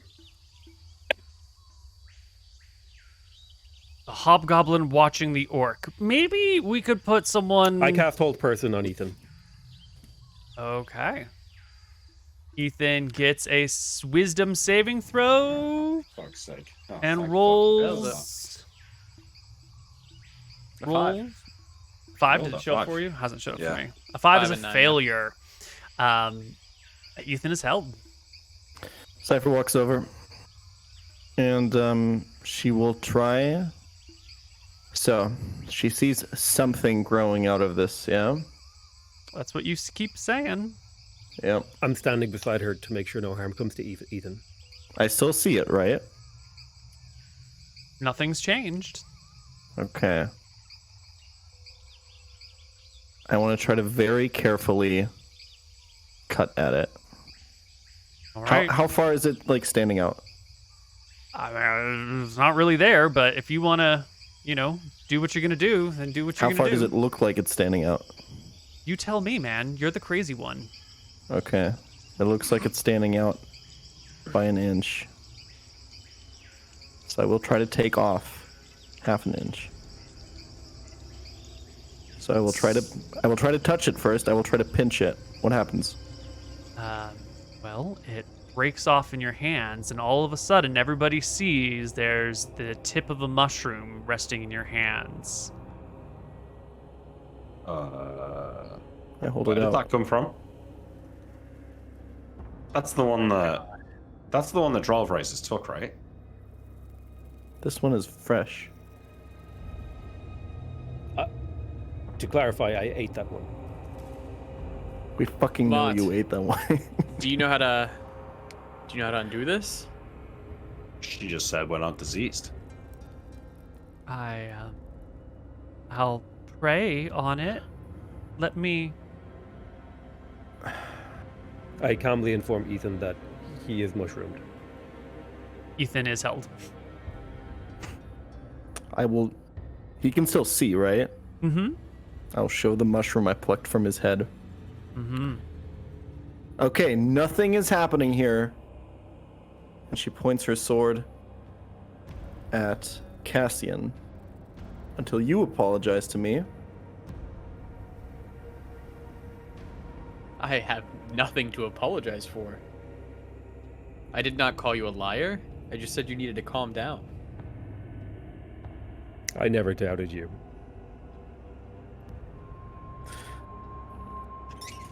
There's Cassian, no offense, Cypher, when was- but there's bigger problems here than your pride.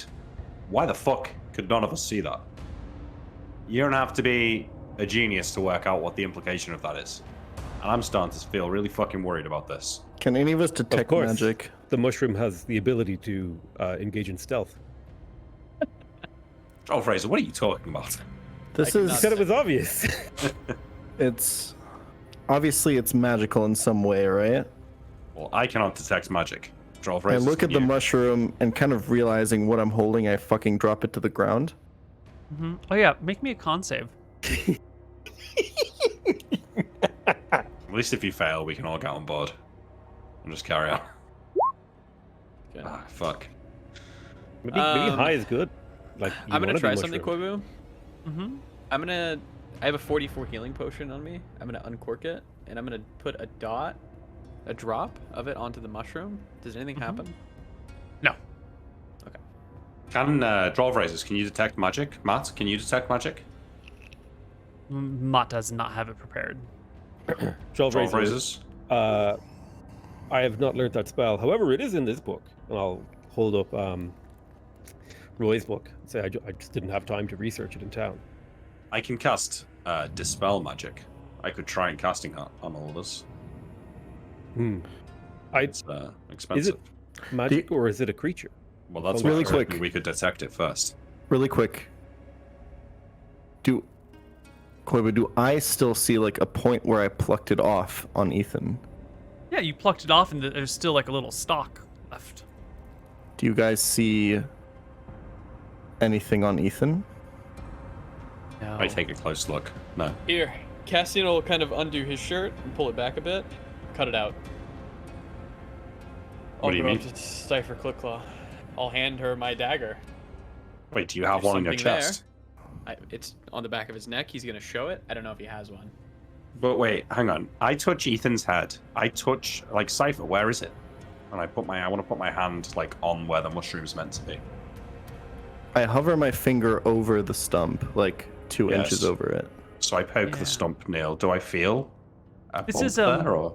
This is very much like seeing the blind spot in your eyes where your retinal cord is. Like you won't notice that it's there unless you really go out of your way to do the right thing.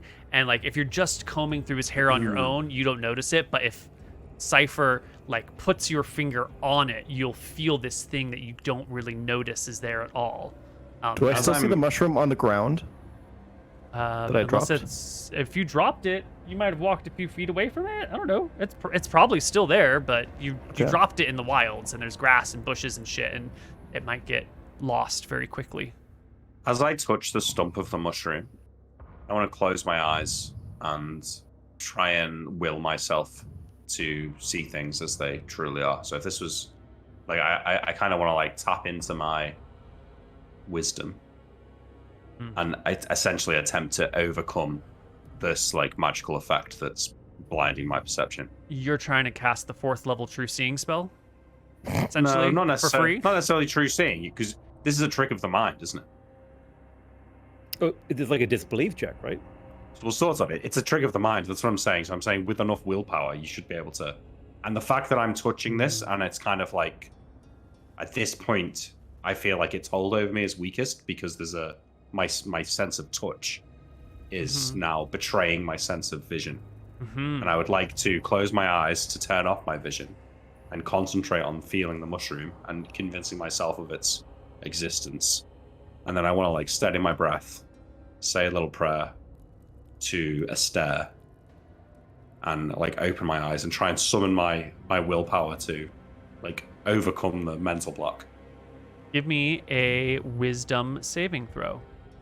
Yes, and you know I'm not sure if my halfling's feet Luckstone gives me a +1 on this, but 12. Your Luckstone is already applied to all of your saving throws. I've changed it in your character sheet, so you get a +1 to all your saves. Nice. Yep. You open your eyes, and it's still much the same as it was before. I asked Cypher to check me, and I hand her the dagger. And if there's anything there, please cut it out. There is nothing there. Problem with mushrooms is, guys, they grow under the ground. You know, the tops that come out, that's just the flower. It's true. So I think we're gonna need the elves to help us then. None of you can handle it. well, like I said, I could try to spell magic. Dograzor is going to like inspect himself. Do I feel at all different? No, not even slightly. Do I feel enhanced? Nope. You are really hoping to feel some sort of power, but the only power you feel is that maybe this is a classic Cypher quick claw like exchange where this is maybe a large prank and Cypher pulled a mushroom out of nowhere and is screwing with you. That's the only power that could be here. Drovrazor is disappointed that he has not assimilated the power of the mushroom after eating it.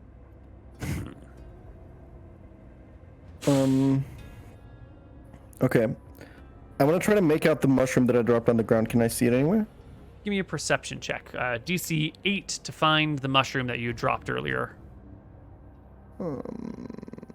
Real easy. Yeah. Easy. Okay, You so I find can it. still see it. Mhm. Can everyone else still see it? I pointed out. Yeah. Okay. We should probably not leave this here, but I also don't want to touch it with my bare fingers. I feel like Drovrazor will pick it up and eat it. Ethan would be no longer held, by the way, at this point. No, Ethan's not Yeah, held he'd be anymore. free. Oh, sorry. Did you not freak out? Did you eat that Droll Razor? No, I'm joking. Okay. Sorry. Ethan is I'll just have Ethan like pick it up, yeah. white as a sheet and standing still and like sweating. It's okay, Ethan. We're gonna be okay.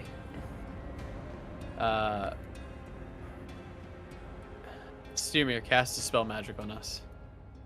I didn't say anything about the mushrooms, did I? You didn't. It's okay. What's going on? You sure?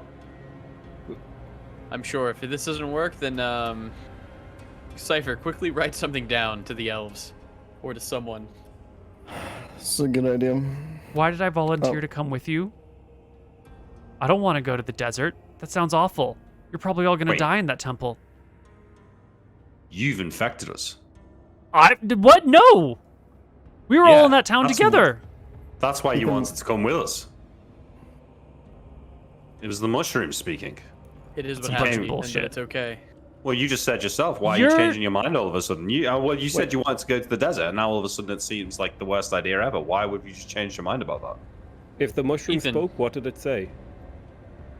Exactly. Ethan, I What? would like to What? closely inspect your person. Uh-huh. Well, what am I looking for? Could you please take off The buttons on Your your gear? shirt. Okay. your clothing? Ethan will take off their gear, take off their clothing. They'll strip naked and take off their boots and stand before you. After Cypher finishes the letter to the elves, or whoever, can Cypher go through Ethan's bag? Is there any mushrooms on Ethan's body, Cypher? Do I see any? No, the body seems totally fine. Okay, I'm gonna write. Fuck. I want to write 2 letters. I want to write 3 letters. I will write these out while you guys figure this out. Can you tell us what's in the bag, Neil? When Cypher Ethan's inspects bag? it? Yeah. Yeah, it's all of Ethan's stuff plus a very large cluster of mushrooms, Got it. We will, like all growing out from a central thing. Wait, in his bag? Yeah. Ethan, and we can see those. What the fuck is this, Ethan? mushroom man, why do you have mushrooms in your bag? I made soup. I'm gonna You fucking start ate a, the soup. I'm gonna start a small little fire. With my tinderbox. Made the And I'm soup. going to burn these mushrooms. Matt, I say, so as this is happening, can you Mhm. cast Lesser Restoration? It is a 2nd level spell. It is. But does she have it prepared, is the question. But she's a Martha cleric, so she might. Yeah, she does. She Fine. has it prepared. Okay, well, is this not a way to cure this kind of thing? Should be. That sounds like a great idea. I can Please, cast Mott. 3 of them. Okay. Cast it on Steermere. Drollverazer. We'll cast it on me first, and let's see if Wait, that changes wait, my wait. perception. Wait. I have 3 of these. If this does what Cast we it on think yourself. it does, thank you. It doesn't prevent anything from. It won't stop you from becoming reinfested. It ends a disease, right? Doesn't. Yes, but Surely we should cast it on Ethan and see if Cypher can still perceive the mushroom. Agreed. what I'm saying is, actually, if there are more, if there's still a We'll be chance to, reinfected. yeah. Time is of the essence. Mott, please cast it on Ethan. Wait. But she has a point here. If we were to go back to the last village, I could also cast this spell if we Did rested anyone in again. that We could be- village eat the soup? No, I don't think so. I think it was just among friends, no? Wait, I is may that where have- this has come from? I may have given the leftovers to the. Shut up, you did not. Mott, please cast the spell on Ethan. We just need to As see if you it works wish. first. She will cast Lesser Restoration on Ethan. And Drell, Quick Claw, you can see the little stalk that's still sticking up through his hair just go boo and just like dry and crumble and fall to the ground. I relayed this to the party. What spell was this? Lesser restoration. We had a spell that did the reverse of this. It made mushrooms go whoop. I'm sorry. Okay. So, who next? I have 2 more castings. And then Could I you need see a the long stock, rest. Mott? I think, Matt, right? If you cast Detect Disease and didn't see anything, right?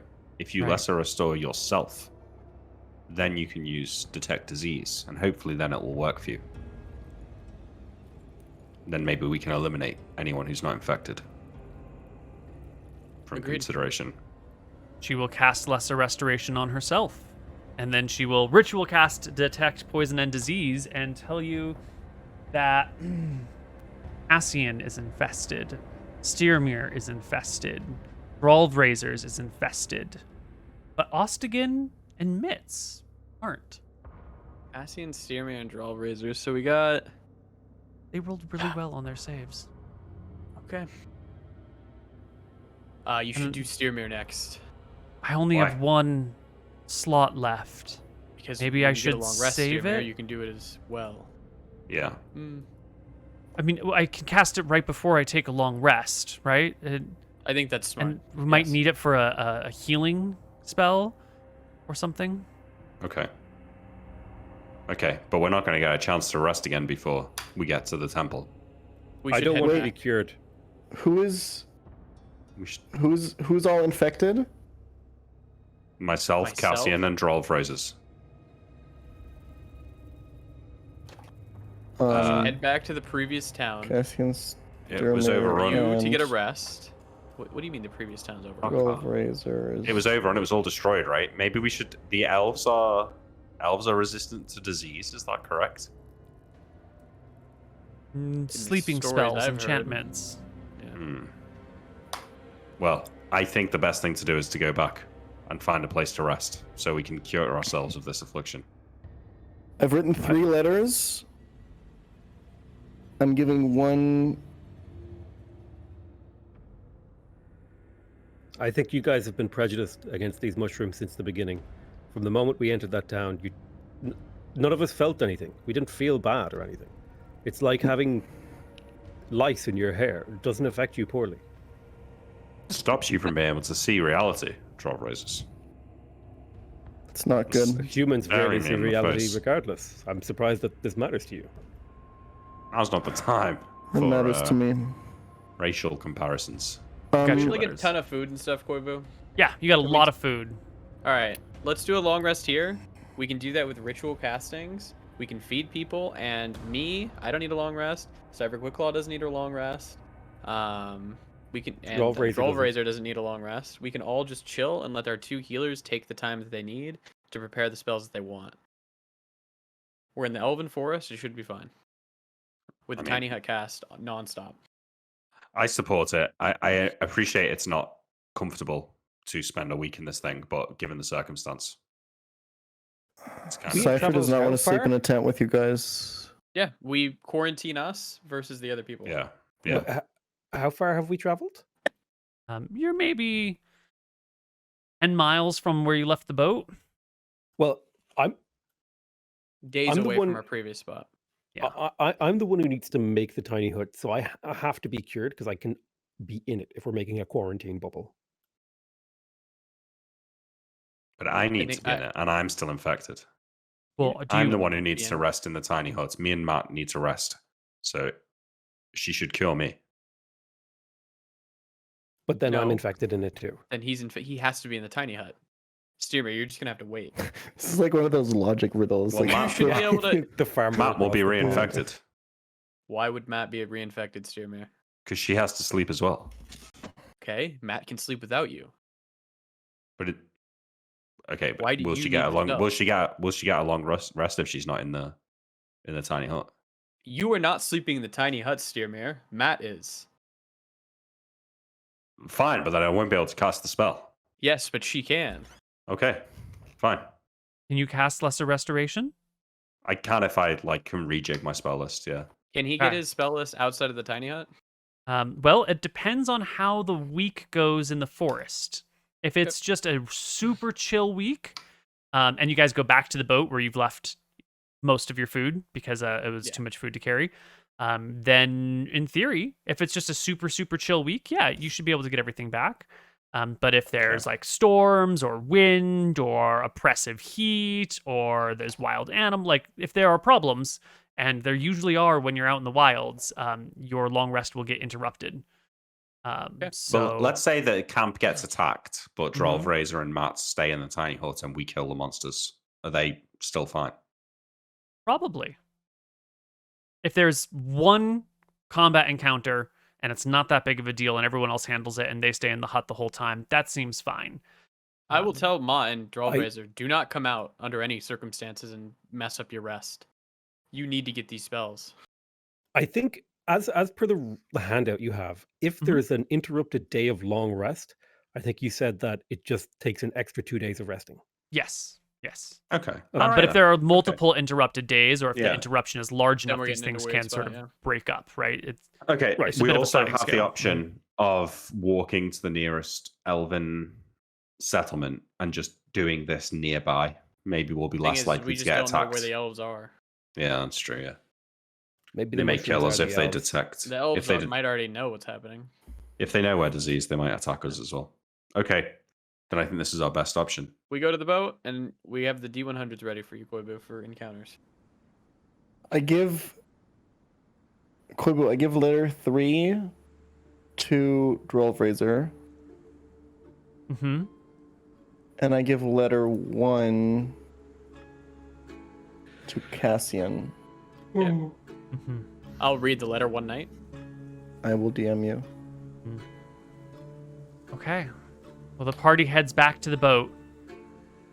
And that's where we'll end our session for the day. Nice. The mushrooms will rise. We will take over.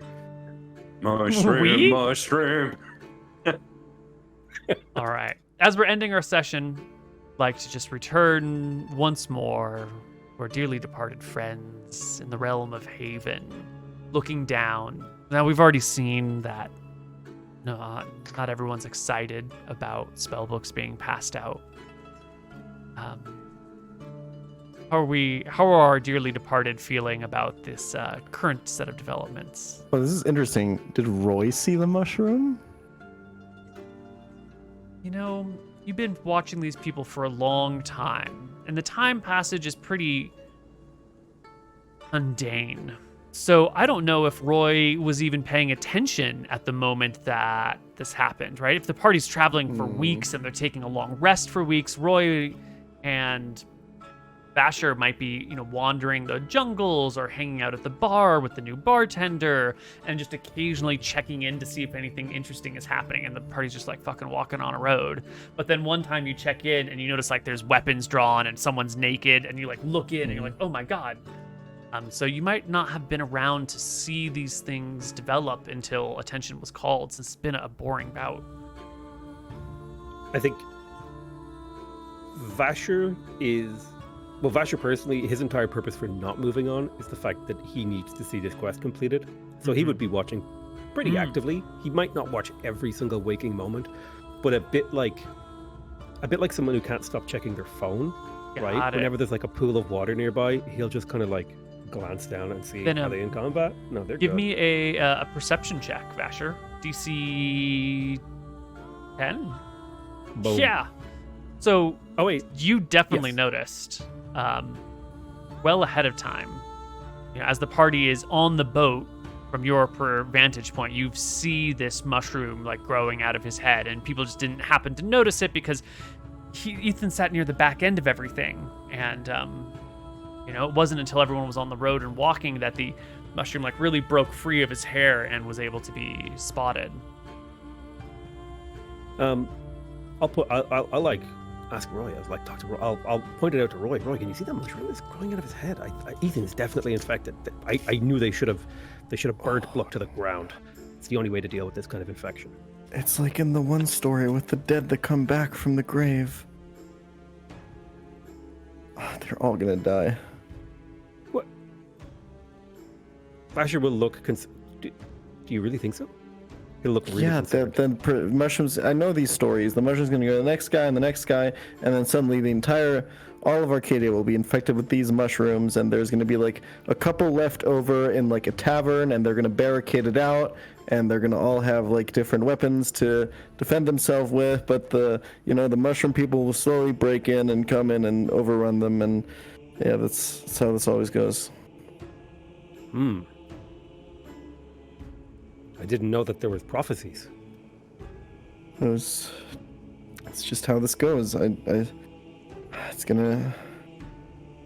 seen this happen. You know, Roy, I never gave you enough credit for being so wise in life. But if that's how you think it'll go, I trust you. And Vasher will sigh heavily. And he'll check in on his friend, the horse. The horse. Long forgotten. Left in Scalesvale. In good hands. Chilling in a stall. Is this horse being treated well? Okay, that's what I want to know. Are the stable hands kicking him? Are they feeding him well? Patting him? Is he being, given, he's being let out and let him run around and stuff? Or is he being maltreated? He's being treated very nicely. But you will notice that Julia Farseer has taken some samples of horse hair and horse hooves and some horse urine and some horse drool from him, and seems to be doing some sort of ritualized magical investigation of this horse, and is or maybe it's some sort of scrying on the horse or something. Julia has taken a experimental interest. Is that a good thing or a bad thing? Vasher doesn't really know Julia very well. He only had one encounter with her, and that was how he died. So he kind of automatically assumes anything she touches might be bad. But there is kind of like a little glimmer of hope for him that his friend Scamp might be returned to his human form. Well, that's it for this session. We'll be back another time with some more Lazarus Expedition. But right now, we're going to go to the after show. Check out the Patreon at the Goblin tier, patreon.com/SavorDie to watch the after show. Thanks. Bye-bye.